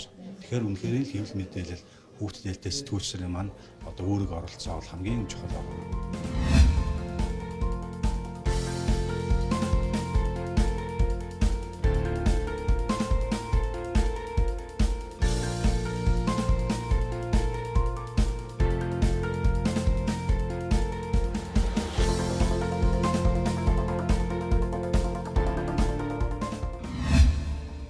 Саваг гарагт улсын их оронд улсын онцлог үйл явдлын мэдээлэл үзэгч та бүхэнд хүргэе. За нийтийн тээврийн автобуснуудыг камержуулж онлайнаар харж арга хэмжээ авч эхэлсэн байна. За эхний ээлжинд 80 автобусыг камержуулсан бөгөөд хэрэг зөрчил буурсан эерэг үзүүлэлтүүд гарч эхэлсэн байна. Үйлчлэгэнд явж байгаа автобуснуудыг камераар шууд хянснаар жолооч нартай холбоотой иргэдээс ирүүлдэг олон зөрчил дутагдал арилж байна. За жолооч нар бүсээ зүүхгүй байх, тамхи татах, утсаар ярих, үйлчлүүлэгчээс бэлэн мөнгө авах зэрэгт дотоод хяналт шалгалтын ажилтнууд хяналт хийж зөрчлийг тэр даруйд нь арилгуулж ажиллаж байна. Одоо манайх 80 автобустай 80 автобусанд аюуланд нь суйрлуулад үйл ажиллагаа явуулж эхэлж байна. За энэ маань том оврын автобусанд 4 камер, дунд оврын автобусанд 3 камерыг бид хүн суйрлуулсан байгаа. Тэр нь бол жолооч руугаа нэг камер маань харж байна. Урд зам руугаа нэг камер маань харж байна. За автобусныхан зорчигч нар зорчиж байгаа хэсэг дээр 2 камер маань харж байна. За тэгээ манай бичлэг бол ер нь 5-аас 7 хоног хянагддаг. Хотын дарга маань өөрөө өгөөд нийтийн дээвэрт бол шинжил хийх хэрэгтэй байна. Үүний хамгийн түрүүнд хийх ёстой юм бол онлайн болох ёстой байна гэж ингэж явж байгаа. UB Smart Card-т бол үүрэг өгсөн байж байгаа. 6 сарын 1 гэхэд бүх камернуудыг бүх одоо онлайн манай автобус 3 компани шиг ийм онлайн 100% болох ийм үүрэг даалгаврыг өгсөн байж байгаа. Нийтийн тээврийн автобуснуудын жолооч нарыг үйлчлэгээнд явж байхдаа огцом тоормсолдог, түүнээс үүдэж зорчигч бэртэг асуудал гардаг талаар үнэн худлын эргэлзээтэй гомдол, санал олон ирдэг байна. За камерын онлайн хяналтыг хийснээр энэ мэт зөрчил дутагдлыг бодиттой эсхийг шуурхай шалгах боломж бүрджээ. Манай телевизийн Баян Улгийн аймаг дахь сурвалжлагчийн ирүүлсэн мэдээллийг одоо үзэгч та бүхэнд хүргэе. Баян Улгийн аймгийн үлгий сумын 6 дугаар багийн иргэн Бавиржан жилдээ 20 тонн өргөс тэмэг тариалах хүчин чадалтай өвлийн хүлэмжийг байгуулсан байна. За манай улсад шинээр нэвтэрж байгаа энэ технологийн тухай сонирхолтой сурвалжлагыг одоо үзэгч танд хүргэе. Түүний байгуулсан өвлийн хүлэмжийн нийт талбай нь 200 м²-ад хүлэмжийн нийт өртөг 40 орчим сая төгрөг болжээ. Түүний хувьд цаашид үйл ажиллагаагаа үргэлжлүүлж нэмж хүлэмж барих, улаан лойл гүзээлдгэн чинжөө тариалахыг зорж байна. Хүлэмжиндээ тариалсан ногоон зах зээлд ирэлтэхтэй, тиймээс орон нутгийн иргэд урьдчилсан захиалга өгчдөг. Үлдсэн багахан ногоогоо дэлгүүрүүдэд өгч борлуулдаг байна. Аймагтаа бид нэр болж өгвөл өөр хүний бизнес давхардахгүй бизнес хийх санаачлагыг гартаа авах зорилгоор ийм өвлийн хүлэмжийг бол анх барьж ашиглалтанд оруулсан.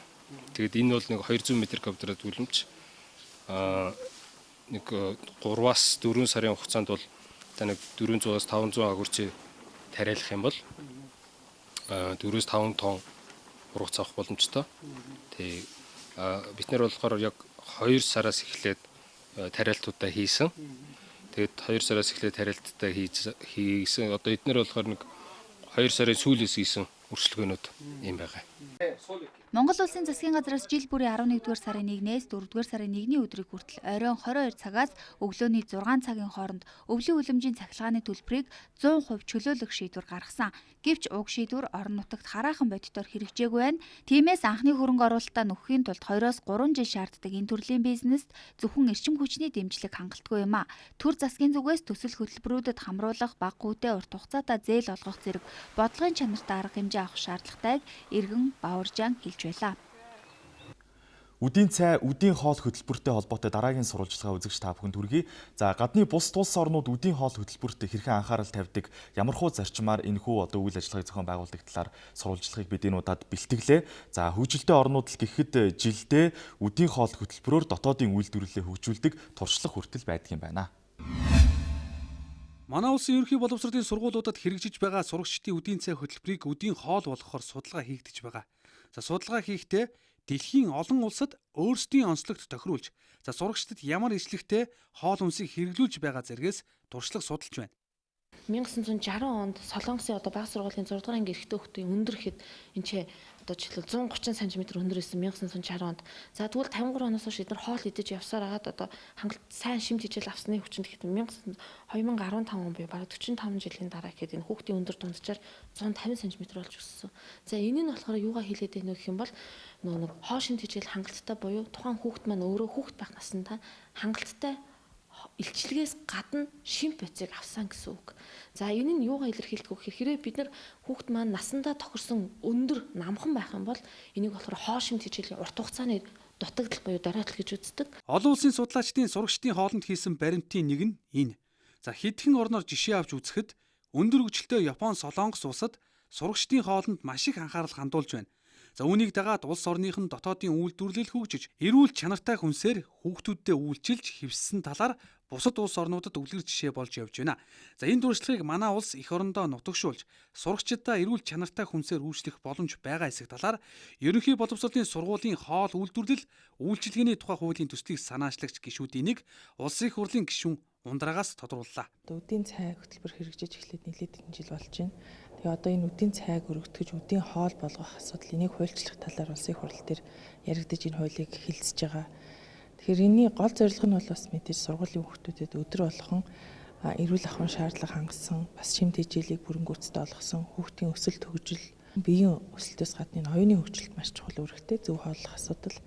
Тэгэхээр ингэж ийм хөтөлбөр авч хэрэгжүүлснээр улс орнуудад бол бүр тодорхой хэмжигдэхүйц ийм агц дэвширч гардаг нь бол мэдгэж байгаамаа. Нийгмийн эрүүл мэндийн үндэсний төвөөс хийсэн судалгаагаар 6-аас 11 насны хүүхдийн 7.3% нь өсөлт хоцролттой, 2.8% нь туранхай. За нийт хүүхдийн 20% нь илүүдэл жинтэй, 6.4% нь таргалалттай байна. Хүүхдүүдийн олонх нь эрүүл бус хүнсний хэрэглээ хэрэглэснээр илүүдэл жинтэй, таргалалт ихтэй байна. За тиймээс эрүүл саруул өвчин эмгэггүй хойч үе бэлтгэхийн тулд бусад улс орон шиг сурагчдын өдрийн хооллолтонд анхаарах зайлшгүй шаардлага үүснийг харуулж байна. Энэ оны эхний улиралд зэрлэг ан амьтны эд эрхтэнг худалдан борлуулахыг завдсан гэмт хэргийн 20 тохиолдол илэрсэн байна. За эдгээр гэмт хэрэгүүдэд ямар арга хэмжээ авч ажилласан талаар мэргэжлийн хяналтын ерөнхий газраас манай сурвалжлагч Батбаяр дараах тодруулгыг авлаа. Зэрлэг ан амьтны эд эрхтнийг хууль бусаар хил дамнуулан худалдаалах гэмт хэрэгтээ тэмцэх чиглэлээр хууль хяналтын байгууллага болон хүчний байгууллагуудын оролцоотой ийм зөвлөгөөн болж байгаа юм байна. Тэгэхээр энэ сэдвээр бид мэдээлэл авахар мэргэжлийн хяналтын ерөнхий газрын улсын ахлах байцаагчтай ярилцах гэж байна. За өдрийн мэнд. Сайн байна.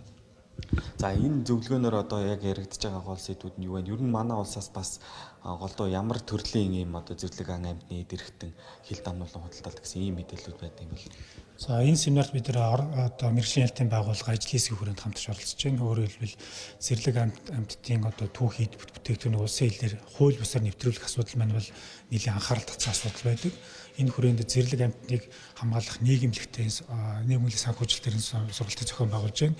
Тэгэхээр манай Монгол улсын хилээр бас юу гэдэг түүхийд байдлаар өөрөөр эмийн түүхийд, гоо сайхны түүхийд байдлаар зарим төрлийн одоо энэ ховорцсон ан амьтны түүхийд бол гардаг. Та бүхэн бас мэдж байгаа чонын одоо арьс одоо юу гэдэг тийм эрвэсний одоо эдгээр төрөл түүхийд бүтээгдэхүүн, за баавган донд хөдрийн цаар гэх мэтлэн эдгээр нь бол цаагуур хэдийгээр ховорцсон амьд амьд байгуулж Монгол улсын ангийн тухайлаар бол агнахыг хоригдсан одоо жагсаалтанд орсон одоо амьтад байдаг. Гэтэл энийг бол хууль бусаар ямар нэгэн шүлжээгээр бол энэ одоо юу гэдэг орлбор олж хятад тэрийг юу гэдэг бусад хилийн бомтуудаар гаргах асуудал нэлээд байдаг. Ялангуяа бүгд нь хятад улс руу бол эмийн түүхийд болон түрүүний ярьсан тэр гоо сайхны түүхийд байдлаар бол гаргах нь бол бас тохиолдлууд байна. Өөрөөр хэлбэл энэ голдуу хөө хүний одоо ачаа тийшинд галт тэргээр ч гэдэг юм уу автомашинаар ингээд нууц байдлаар хууль бус одоо байдлаар энд бол тодорхой хэмжээний шүлжээ бас ажилладаг байгаа.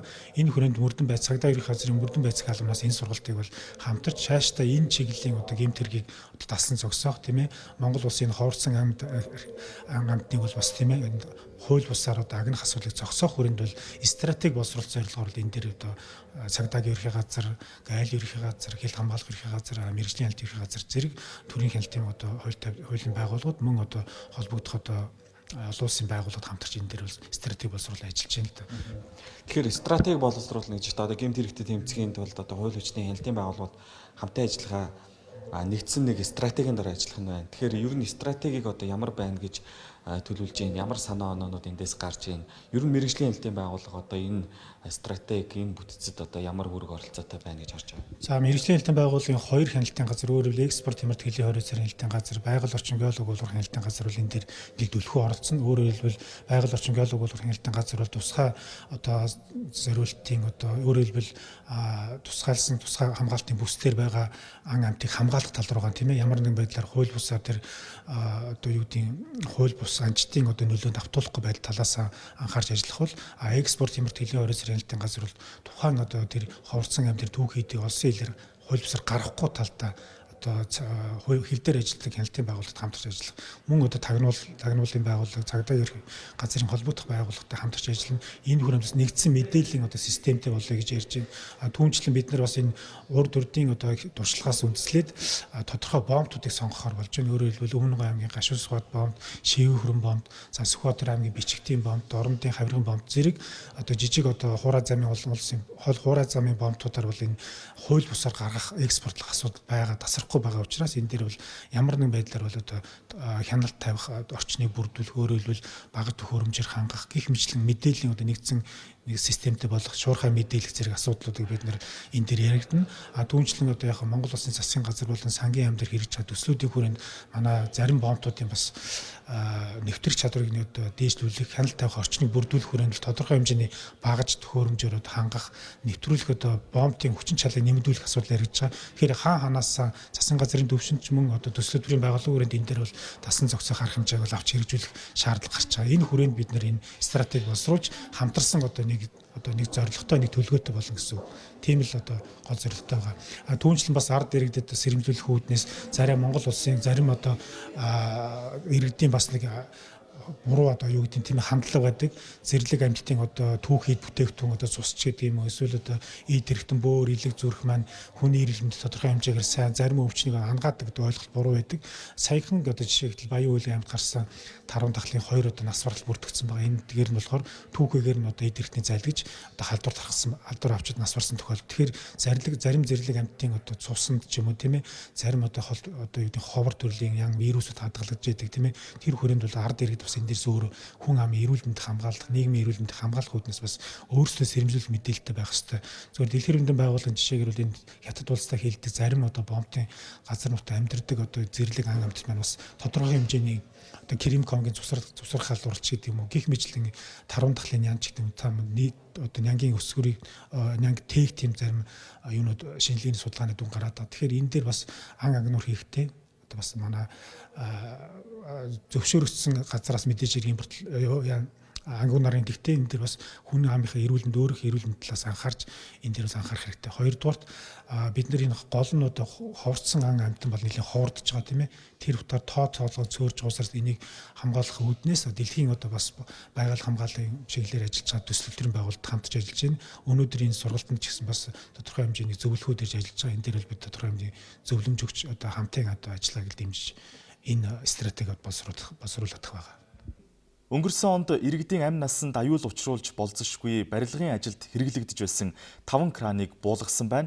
За энэ асуудалд ер нь ямар арга хэмжээ авж байгаа, хяналт шалгалт хэрхэн хийгддэг талаар манай сурвалжлагч Эрдэнэ бүрэн дараах сурвалжлагыг бэлтгэлээ. Нэг шийдвэрт натур төвийн зүүн талд барьж байгаа энэхүү барилгын талбайд байрлуулсан краныг технологийн алдаатай анх угсарчээ. За хэрвээ мэргэжлийн элтийн байцаагч нар шалгалтаар илрүүлж угсарсан краныг буулгаагүй бол хүний амнаас эрсдэж болох үс нөхцөл байдал үүсэх байжээ. Күүдэд 40 маркийн кран суурилсан байсан. Тэр кранд бол мэргэжлийн газар шалгалтаар ирэхэд бол техникийн шаардлага хангахгүй, суурийн секцийг зориултын бус секцэнд ашигласан байсан учраас мэргэжлийн газраас буулгуулах арга хэмжээ аваад өнөөдөр энэ барилга маань шаардлага хангахгүй кран ашигласнаас болж буруу болсноос болж энэ барилга маань цааш явахгүй ахаа шинээр техникийн шаардлага хангасан кран суурилуулах шаардлагатай болчиход ингээд энэ барилга элтүр зогсчихсон ингээд байж байна. 2018 онд иргэдийн амнаас эрүүл мэндэд эрсдэл учруулж болзошгүй 5 краныг мэргэжлийн элтийн байцаагч нар буулгаж байсан. За мөн 30 өргөгч краныг дахин ашиглах боломжгүй гэсэн дүгнэлт гаргаж хориглосон байдаг. За иргэдийн амнасанд хохирол учруулахгүй байх үүднээс урьдчилан сэргийлэх чиглэлээр ямар ажлыг хийж байгаа талаар байцаагчаас тодруулахад угсарсан краныг зөвшөөрөлгүй хууль бусаар ашиглах энэ төр явдал бол байхгүй. Хоёрдугаар бид нар энэ дээр танил судалгаа байнга мэргэжлийн явцад явдаг. Мэргэжлийн анх суурилжуулж байгаа үед ингээ ашиглалтын зөвшөөрөл өгөөд цаашдах ашиглалтын үеийн аюулгүй ажиллагаа. Өнөөдөр 5 давхар одоо энэ кран гэж ингээд анхны суурин дээр үндсэн 7 секцтэй суурилж босгоод мэргэжлийн элтийн газраас ашиглах зөвшөөрөл аваад цаашдаа ашиглана. Цаашдын ашиглалтын үеийн аюулгүй ажиллагааг тухайн аж ахуйн нэгж байгууллагаас хангаж ажиллах ёстой. Барилгын компаниуд мэргэжлийн байгууллагын зөвшөөрлгүй краныг ашиглахгүй байх ёстой. За тиймээс аливаа эрсдлээс урьдчилан сэргийлэхийн тулд хяналт шалгалтын арга хэмжээг сайжруулж зөвлөм туслах үйлчлэгийг байцаагч нар үзүүлж ажиллаж байгаа юм байна. Улаанбаатар төмөр зам үүсгэн байгуулагдсны 70 жилийн Монголын улаан загалмай нийгэмлэг үүсгэн байгуулагдсны 80 жилийн ойг тохиолдуулан хоёр байгууллага хамтран уртын гүйлт 2019 тэмцээнийг зохион байгууллаа. За энэ тэмцээнд төмөр замын ажилтан албан хаагчдаас гадна улаан загалмай нийгэмлэгийн 12 идэвхтэн оюутнууд оролцсон байна. Хувийн нийлүүлсэн нийгэмлэг Улаанбаатар төмөр замын 70 жил Монголын улаан загалмай нийгэмлэгийн 80 жилийн ог угтаж спорт бүх нийтийн төлөө уриандар энэ гүйлтийг зохион байгуулж байгаагаараа онцлогтой.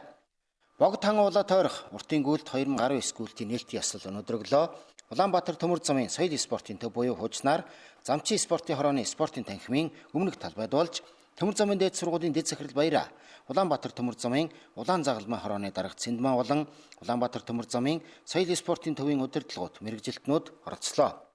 Гүйлтэн төмөр замын дээд сургуулийн улаан загалмай идэвхтэн 12 оюутан Улаанбаатар төмөр замын харьяа бусад салбар аж ахуйн нэгжийн ажилтан албан хаагчдын төлөөлөгчд хамрагдаж байна.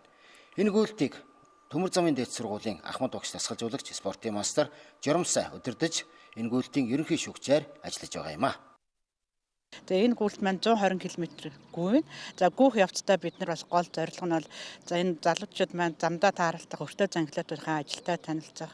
За бас хамтран ажиллах одоо Төв аймгийн улаан загалмайхын дунд шатны анхан шатны хорооттой бас танилцж явах юм аа гол зорилго маань. Гүйгчд бол эндээс гараад замгал өртөөн дээр тэнд нэг уулзалт хийгээд цаашаага туул зөвлөг хонхор станц тэгээд 4-р зөвлөг хүртэл ингэж яг тамар замынхаа өртөө тоочгуудаар ингэж дамжиж өгөх юм аа. Тэгээд 4-р зөвлөгөөс цаашаа Төв аймгийн зам руу ороод ингэж өнөөдөр Төв аймаг хүртэл гүнэ. Богд тан уулаа тойрох уртын гүйлт 2 өдөр үргэлжилнэ. Өнөөдөр гүйлтийн эхний өдөр 75 км, маргааш пүрэв гарагт 45 км, нийтдээ 120 км зам тулаад тамирчид барайнд орно. Төв аймгийн газар тариалангийн ажил энэ сарын 5-ны өдрөөс эхэлсэн байна. За манай Монголын мэдээ телевизийн Төв аймаг дахь сурвалжлагч Саран Чимэг газар тариалангийн бэлтгэл ажил 95% явж байгаа тухай мэдээллийг дараах сурвалжлагаар дамжуулан бид бүхэнд ирүүллээ. Атрын 60 жилийн ог өгтөж энэ онд 153 мянган тонн үр тариа, 125 мянган тонн Улаанбуудаа хураа авахар төлөвлөжээ. Харин жимс ногооны хувьд 4 мянган тонн орчмыг хураа авахар төлөвлөсөн нь өмнөх оноос 2 дахин нэмэгдсэн үзүүлэлт юм а. Төв аймаг Атрын 2 дугаар аяны хүрээнд Цээл, Аргалан, Цөмбөр, Баянхангаа сумдыг байгуулж, эргэлтийн талбайгаа 310 мянгангаа болгож нийт 3 мянган тонн ургац хураа авч байжээ. Төв аймгийн хэмжээнд бол 300 гаруй аж ахуй нэгж газар тариалан эрхэлдэг. Одоогийн байдлаар газар тариалан эрхлэлтийн бэлтгэл ажил 95 гаруй хувьтай байгааг Төв аймгийн хүнс хөдөө аж ахуйн газраас мэдээлж байна. Тариалтын хувьд бол 2019 оны 5 дугаар сарын 5-наас 25-ны хооронд бүрэн тариалж дуусна гэдгийг ч онцолж байна. Энэ жил Атрын 60 жилийн хүрээнд 40 гаруй мянган тонноор илүү ургац хураа авахар төлөвлөж байгаамаа. Энэ жил манад нэг 14 мянган тонн Улаанбуудаа өр дутаг шаардлагатай байгаа. Үүнээс нэг 8 мянган тонныг бол тариалан эрхлэх дэмжих сан болон онцгой байдлын газруудаас бол гэрээ ийгээд одоогийн байдлаар нийлүүлэгдэж байна. За Атрын 60 жилийн аяны өрөөнд бол Атар 60 төв төлөвлөгөө одоо батлагдаад хэрэгжиж ажиллаж байна. Бид нар бол үндсэн үйлдвэрлэлийнхаа хүрээнд бол хөрсний үржил шимийг нэмэгдүүлэх, мөн үрийг бол үрийн сорт сорилтын тал дээр бол нэлээд төлхөө анхаарч ажиллаж байгаа. 2018 онд 94 мянган тонн үр тариа, 82 мянган тонн төмөс, 12 мянган тонн хүнсний ногоо, 108 мянган тонн тэжээлийн ургамал, 16 мянган тонн тосны ургамал хураа авчээ. Монгол улсын үр тарианы 25.2, төмсний 49, хүнсний ногооны 12, малын тэжээлийн 49%-ийг Төв аймгийн тариаланчид дангаараа үйлдвэрлэж байна. Харин энэ жилийн хувьд өмнөх оны зорилтоо 2 дахин нэмэгдүүлэх зорилгоор эхний ээлжинд хөрсний эвдэрлийг багасгаж үржил чимийг сайжруулах арга хэмжээг төлхөө авч байгааг албаныхан тодтогч байлаа. Хөрсийг органик бордоогоор бортох нь хөрсний үржил чимийг нэмэгдүүлж ахиу ургац авахд нөлөөлнө гэдгийг онцолж байсан юм а. Мөн тариалалт энэ сарын 25 гэхэд бүрэн дуусна гэж төлөвлөж байгаа юм байна.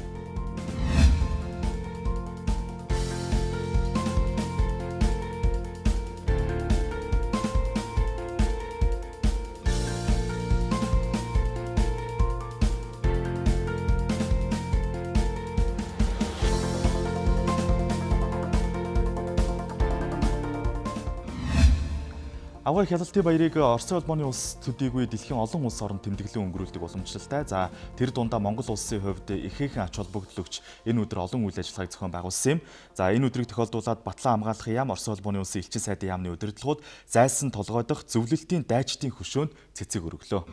1945 оны эх орны дайнд ялт байгуулсны 74 жилийн тохиож байна. За энэ баярыг бол 1945 оны 5 дугаар сарын 8-наас албан ёсноор тэмдэглэх юм шийдвэр гарч, за дараа нь 1965 онд бол Оросын улбооны улсад энэ өдрийг бүх нийтийн амралтын өдөр болгож тэмдэглэдэг. За тэгэхээр Оросын улбооны улсаас гадна бол бусад орнуудад бас энэ баярыг өргөн дэлбэр тэмдэглэдэг. За түүний нэг нь бол Монгол улс. За Монгол улсад бас уламжлалт арга хэмжээнүүд зохион байгуулагддаг байгаа. За яг одоо өглөө 9 цаг 30 минутын орчимд бол зайсанд орших зөвлөлтийн дайчдын хөшөөнд бол хүндэтгэл үзүүлж цэцэг өргөх ёслол болж байна. За энэ ёслолын үйл ажиллагаанд Батлан хамгаалахын сайд, за мөн Жанжин штабын дарга, Оросын улбооны улсаас Монгол улсад суугаа элчин сайд болон за элчин сайд цэргийн аташай, за мөн холбоот улсуудын Монгол улсад суугаа элчин сайдын зарим төлөөлөл бас оролцож байна.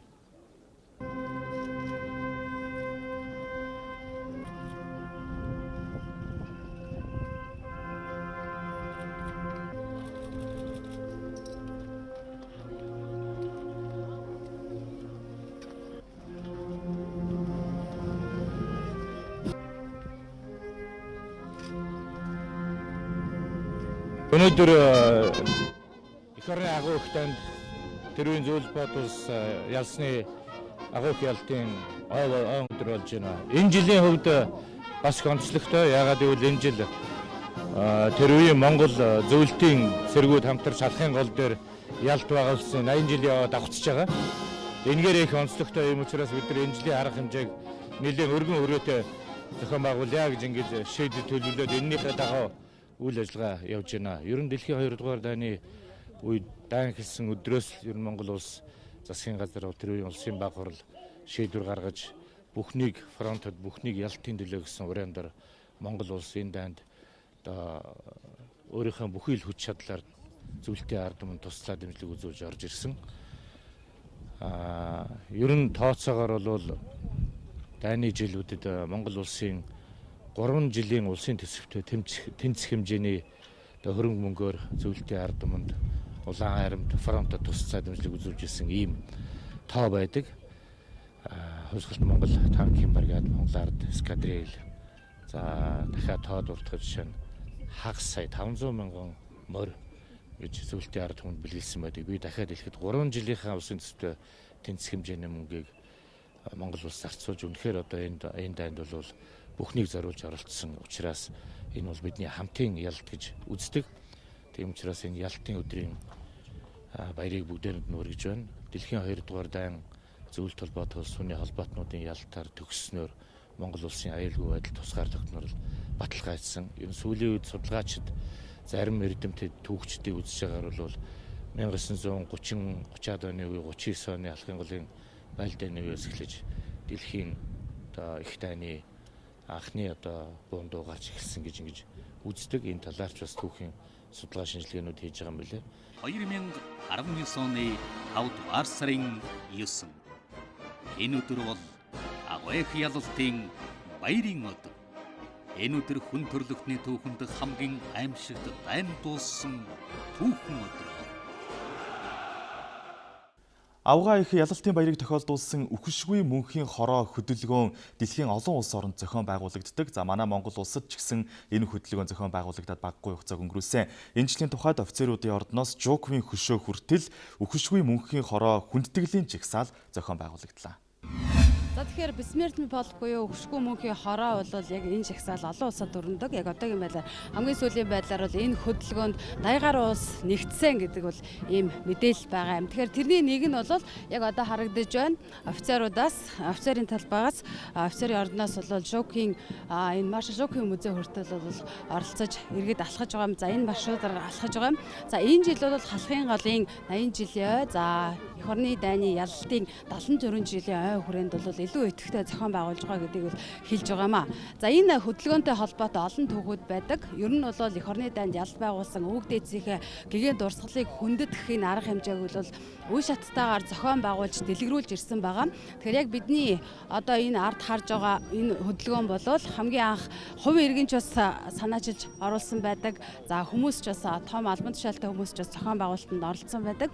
За сонин түүгээс хуваалцаад Түмэн хотын Ахмад дайчдын нэг Геннадий Иванов гэдэг хүн бол 2007 онд зүүдэлсэн зүүднийхээ тухайгаар буюу яг энэ харагдаж байгаа өвөг дээдсийнхээ дурсгалыг хүндэтгэж зургийг нь барьж жагсаж байгаа энэ жагсаалын одоо дүр төрхийг бол зүүдэндээ үтсэн энэ тухайга орон нутгийн хэвлэл бичиж тэмдэглэснээр бол ер нь бол яг энэ санаагаар хүндэтгэл үзүүлэх эрхтэй юм байна гэдгийг бол санааг бол анх гарч ирсэн. За түүний дараагаас 2011 онд зохион байгуулалттайгаар яг энэ жагсаалуудыг хийж эхэлсэн. 2010 онд Москва хотын мэр Людмила Швецова гэдэг хүн бол албан ёсоор энэ арга хэмжээг зохион байгуулсан байдаг. За түүнээс хойш 2011, 12 онд Томсок хотод зохион байгуулсан. Ер нь бол сэтгүүлчдийн санаачлагтайгаар Томсок хотод зохион байгуулсан гэдэг ийм түүхүүд бол яригддаг. За 13 оноос албан ёсны өгшгүй мөнхийн хороо буюу бессмертный полк гэдэг энэ нэршил нь тогтсон байдаг. За тэгэхээр яг энэ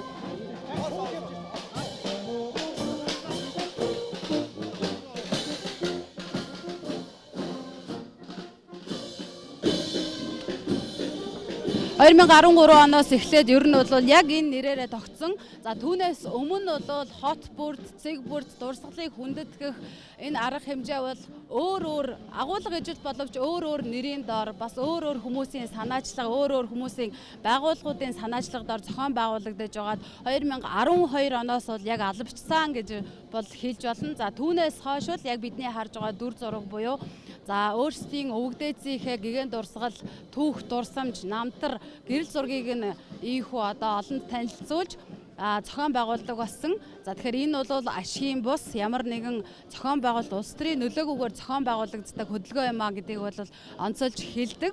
За тэгэхээр яг энэ удаад бол Монголын Улаанбаатар хотын захирагчийн алба, Монголын ахмадын холбоо гэд олон газраас бол хамтран зохион байгуулж байгаа. Биднийд урьдчилан өгсөн мэдээлэлээр бол 5,000 гаруй одоо хүмүүс бол оролцсноо гэсэн юм мэдээллийг бол өгч байсан. За хамгийн эхний байдлаар буюу за маршал жокийн талбайд цугласан одоогийн байдлаар бол 3,000 орчим хүн байна гэдэг ийм мэдээллийг бол өгч байгаа юм а. Энэ арга хэмжээнд улс орон болгонд ордог хүмүүс бол энэ өвөг дээдсийнхээ түүх, намтар, дурсамжийг бол албан ёсны сайтад бүртгүүлэх боломжтой. За тэгэхээр 2013 оноос эхлээд бол энэ сайт эхэлсэн. Ер нь албан ёсоор бол сайтуудад дурсамжийг нь хүмүүсийн дурсамжийг хадгалж үлдээлдэг. За өчигдрийн байдлаар энэ албан ёсны сайтад орж үзэхэд бол 443,200 хүний намтар бол албан ёсоор бүртгэгдэж оржээ гэсэн мэдээллийг бол би олж харсан байгаа. Тэгэхээр энэ бол 2013 оноос эхлээд 250,000, 350,000, 440,000 гэдэг ийм хүмүүс бол бүртгэгдэж одоо нэгдэх болсон. Хамгийн сүүлийн мэдээлэлээр буюу 2019 онд 80 гаруй улсад бол энэ баярыг тэмдэглэж өвөг дээдсийгээ дурсах энэ хөдөлгөөнд бол хүмүүс нэгдэж орж байна гэдэг мэдээллийг бол авсан байгаа. Пүрэв харигт Монгол Улсын их сургуулийн Эрдмийн танхимд улсын химийн 30 дугаар олимпиад эхэллээ. За 21 аймаг 9 дүүргийн химийн хичээлийн шилдэгүүд, аваргууд өрсөлдөж байгаа энэ удаагийн олимпиадын нээлтээс манай сурвалжлагч Батбаяр дараах мэдээллийг бэлтгэлээ. За улсын химийн 30 дугаар олимпиад өнөөдөр эхэлж байна. Тэгэхээр анхны энэ олимпиадыг зохион байгуулж байсан, анх санаачилж байсан болоод бас оролцож одоо тэргүүлж байсан хүмүүсийн төлөөлөл бас Монгол Улсын их сургууль дээр ирсэн байна. Эдгээр хүмүүстэй та бүгдийг уулзуулъя. За тэгэхээр Монгол Улсын их сургуулийн шинжлэх ухааны сургуулийн химийн техникийн профессор Дорж багштай бид ярилцах гэж байна. За өдрийн мэнд төргий танд. Өдрийн мэнд төргий. Химийн олимпиад 30 жил одоо тасралтгүй үргэлжилсэн байна. Тэгэхээр ер нь анхны олимпиадыг зохион байгуулж байсан тэр үеийнхээ бас одоо дурсамжаас хаалцгүй. За 1990 онд Монголын улсын химийн олимпиадыг бол анхудаа зохион байгуулсан. Ер нь бол залуу үеийнхээ хим сэтгэлгээг хөгжүүлэх, тэдний авьяас бэлгийг хөгжүүлж, за улмаар мэрэгжлийн сургалтанд хамааруулан өндөр мэрэгжлийн боловсон хүчин бэлтгэх ийм ойрын зорилготой. За цаашдаа бол улс орныхаа хөгжилд химийн шинжлэх ухааны олд амжилтыг нэвтрүүлэх, за ирээдүйн сайн химийн мэрэгжлийг бэлтгэх зорилгоор бол энэ олимпиадыг бол зохион байгуулсан. Тэгээ энэ зорилгоо хэрэгжүүлэхэд тулд бол үндсэндээ бол 5 чиглэлийн юм цогц арга хэмжээг одоо хийя гэсэн ийм бодолтойгоор эхэлж байсан юм аа. Нэгдүгээрт бол ер нь ахлах дунд ангийн сурагчдын дунд химийн олимпиад зохион байгуулах. За хоёрдугаарт нь химийн хичээл зааж байгаа багш нарын арга зүй ур чадвар одоо онол мэрэгжлийн төвшин одоо сайжруулах зорилгоор тэдний дунд бас уралдаан тэмцээн зохион байгуулах. За химчдийн өдрийг зохион байгуулах. За бас оюутнуудын дунд олимпиадыг зохион байгуулах гэсэн ийм 4 цогц арга хэмжээг бол төлөвлөж энэ одоо арга хэмжээг хэрэгжүүлэхээр одоо нийтдээ бол ингээ 30 жил бол явсан байгаа юм дээ. За баярлалаа. За тэгэхээр Дондог багшаас бас хэдэн асуулт асуу. Ер нь бол одоо энэ олимпиад ингээ 30 жил үргэлжлээ явж байна. Бас химийн шинжлэх ухаан бол тэргүүлэгт шинжлэх ухаануудын нэг шүү дээ. Тэгэхээр химийн шинжлэх ухааныг ер нь хөгжүүлснээр улс орны хөгжилд ямар ач холбогдолтой байдаг талаар та тайлбарлаж өгөхгүй. Баярлалаа. Бид 1989 онд Монголд анх удаа Монголын химчдийн нийгмийг байгуулагдсан. 90 оноос нь бид улсын химийн олимпиадыг зохион байгуулсан. Тэр үед манай дорж багш Монгол Улсын их сургуулийн химийн их сургуулийн захирал байсан. Тэгээд дорж багшийнхаа удирдлагын дор миний хамтран зүтгэгч Самдангийн Мягмар бит хоёр бол Монгол улсын химийн нийгэмлэгийн дөнгөж байгуулагдсан химийн нийгэмлэгийн дарга энэ тамгатай бичиг боловсролын яамны тамгатай бичгийг бүрдүүлж тэр үед одоо компьютер байгаагүй машин дээр бичсэн ийм материалыг бүрдүүлж анхны улсын химийн олимпиадыг зохион байгуулсан юм. Энэ олимпиад одоо амжилттай явж одоо 30 дахь жилээ болж байна. Энэ хугацаанд бол одоо манай улсын химийн олимпиад энэ үйл ажиллагаагаа олон улсын химийн олимпиад амжилттай 2006 оноос оролцож олон медалийг авсан, шагналт байрыг авсан ингээд явж байна. Тэгээд эцэст нь одоо бодоход ингээд одоо Монгол Улсын их сургууль, боловсролын их сургууль, шинжлэх ухааны академийн химийн хүрээлэн бос дээд сургуулиуд энэ олимпиадыг зохион байгуулахад идэвхтэй оролцдог. Мөн энэ химчид бэлдэж байгаа. Эдгээр маань химийн шинжлэх ухааны үндсийг их суурьтай эзэмшиж байгаа. Гэтэл бол Монгол орн маань энэ боловсролтой болсон мэргэжлийг ашиглаж чадахгүй. Ялангуяа өөрийн эх орны хөрсөн дор байгаа эрдэс дүүхийд боловсруулахгүй, химийн боловсруулалт хийхгүй. Тэр чигээр нь гадагшаа одоо зөөж байгаа. Энэ бол манай өнөөгийн үед их зөрчил болж байна. Энэ зөрчлийг одоо даруй арилгах хэрэгтэй байна.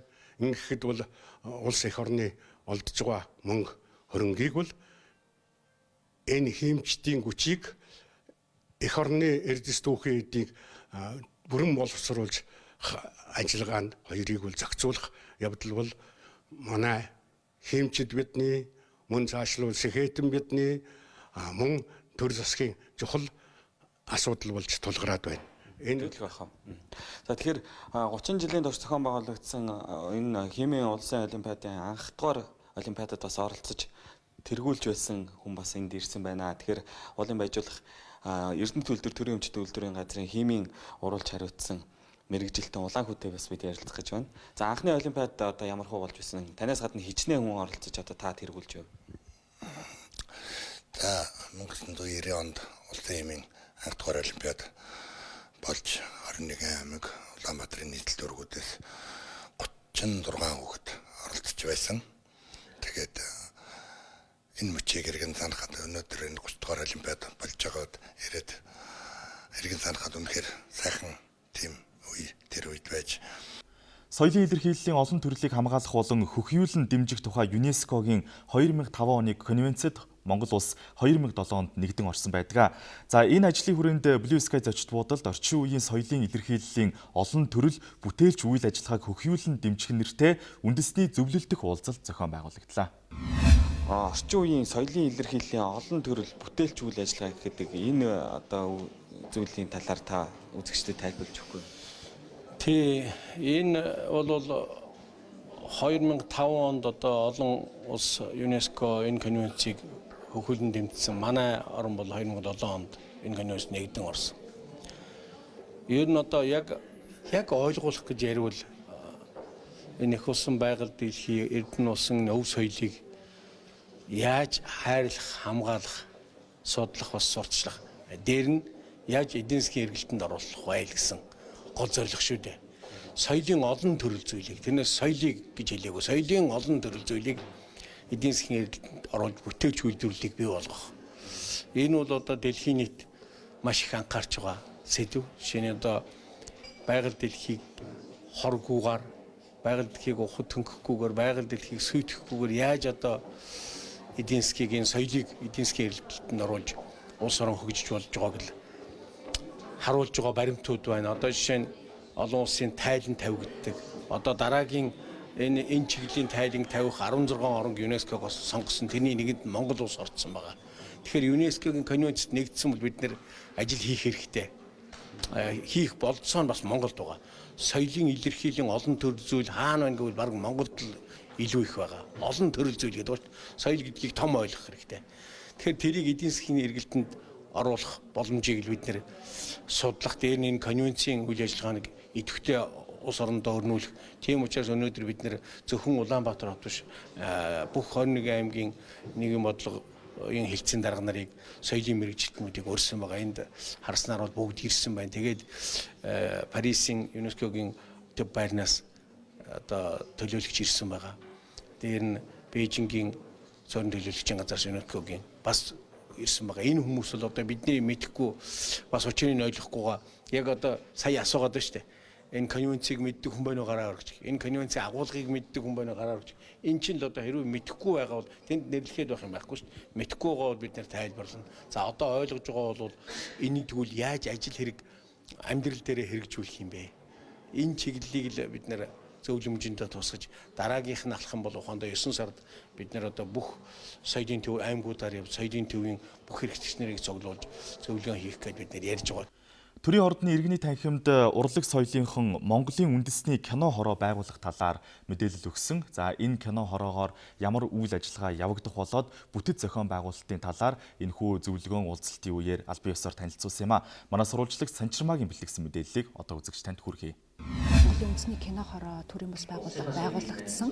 За энэ хорооны гол үйл ажиллагаа нь Монголын одоо дотоодын кино урлагийн хөгжлийг Холливуудын одоо түвшинд хүргэх юм зорилготой байна. За үүний нэг гол эхний ажил нь төлөвлөж байгаа ойрын хугацаанд хийж хэрэгжүүлэхээр төлөвлөж байгаа ажил нь бол за Холливуудын одоо томоохон хэмжээний кино зураг авалтыг Монголын газар нутаг дээр хийх энэ одоо төсөл хөтөлбөрийг хэрэгжүүлэх гарааг эхлүүлсэн байна. За ирэх 6-7 дугаар сард одоо Холливуудын кино зураг авалт хийдэг томоохон компаниудтай хамтран ажиллаж Монголд кино зураг авах боломжуудын талаар мэдээлэл өгөх уулзалтыг манай улсад зохион байгуулахаар төлөвлөж байгаа юм байна. Энэ тухай дэлгэрэнгүй мэдээллийг төрийн бас байгууллагын зүгээс өгсөн энэ ярилцлагыг бас үргэлжлүүлж өгье.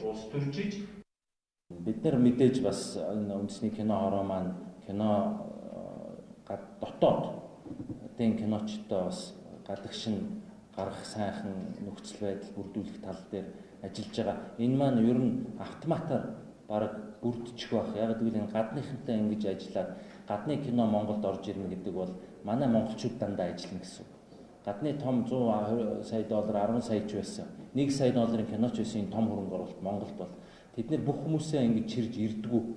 Хэрвээ бидний Монголд бол BBC-д би 2001 онд анхудаа Discovery Channel-ийн том 45 минутын програм дээр Sink or Swim in Mongolia гэж би ажиллаж ирсэн. Тэгэхэд вертолет хөслөөд говь бурхан алдан одоо хар хорингоор нисчихлээ. Тэгэхээр тэд нэр тийм их мөнгөтэй байдаг. Тэр мөнгийг энд ирээд над шиг, та нар шиг одоо мэрэгжилтнүүдийг хөлсөлдөг. Яагаад гэвэл тэр олон хүнийг чирж ирэх, тэр олон техник чирж ирэх сонирхол тэднэрт байдгүй. Тэр чинь хэтэрхий өндөр зардал. Тэгэхээр бид нэр Холливуудын кино ацчнаар мэрэгжилтнүүдэд бэлдэн тэд нар маань ингээд орлоготой, ажилтай, ажлын байр нэмэгдэн гэсэн. За ингээд тэдний гадагшаа гарах харилцаа холбоо нэтворкинг боломж нь ихснэ гэсэн. Дараа нь Монголоос дуудаад олуулсан кинонд ажиллуулчих юм билүү тийм ээ. Ер нь бол өөрснөө бид нэр их сайн кинонуудыг хийдэг байх хэрэгтэй. За албан ёсны нээлтийн үйл ажиллагаа 5 сарын 24-нд болно. Тэгээд одоо сэтгүүлчтэй бас албан ёсоор урьж гинэ. Одоо болж байгаа үйл ажиллагаанаас жоохон хуваалцъя. Бид хэд сая 4 сард AFCI Week гэдэг 4 хоногийн сургалт болон хүмүүстэй компаниудтай танилцах үйл ажиллагаанд орсон байгаа. Энэ Variety тэгээ Hollywood Reporter бол айгүй алдартай хэвлэлийн компаниуд. Variety-тэй алхидны яриад Монголын киноны хуулийн тал дээр ярилцлага авъя гэж төлөвлөсөн байгаа. Одоо он сар өдрөө тоглоод ярилцлага хийхээр байгаа. Ер нь бол Paramount, Netflix, Warner Bros. Эднэртэй бүгднтэй нойрын холбоо үүсгэсэн байгаа бичээд Монгол зураг авалт хийя гэдэг юм бол ямар ч асуудалгүй ирэх боломжтой. Paramount-ийн Монголыг аягүй сонирхож ирсэн. Яагаад гэвэл тэр удахгүй олон ангид кино телевизийн series хийж байгаа. Тэгээд Азад зураг авалт хиймээр байна гэж хэлжсэн. Тэгэхээр их тэгээд fan tour гэдэг нь юу вэ гэхээр дэлхийд даяар найруулагч, зохиолч, киноны хүмүүс тодорхой нэг газар ирээд тэр газрынхаа локейшнтэй гоё байгаль хаан зураг авалт хийж болохоор ийм газруудаа сонирхож ирдэг. Бид нэр анхны fan tour-ыг Монголд одоо 6 сар юм уу 7 сард хий гэж төлөвлөж байгаа бас. Энэ тал дээр LMGI гэдэг Америкийн одоо яг Locations Guild гэдэг компани дандаа том одоо найруулагч, зохиолч нарыг цуглуулад тэр газар руу навж явдаг, холбож өгдөг ийм хүмүүстэй холбоотой туссан байгаа. Тэгээ 2-3 тийм том хүмүүс ирээгээд Монголд аягүй сонирхолтой. Ирэх үзэгчдээ бид та бүхэнд өнгөрч байгаа 7 хоногт улсын хоронд болж өнгөрсөн онцлог үйл явдлын мэдээллүүдээс танилцууллаа. Анхаарлаа хандуулсанд баярлалаа.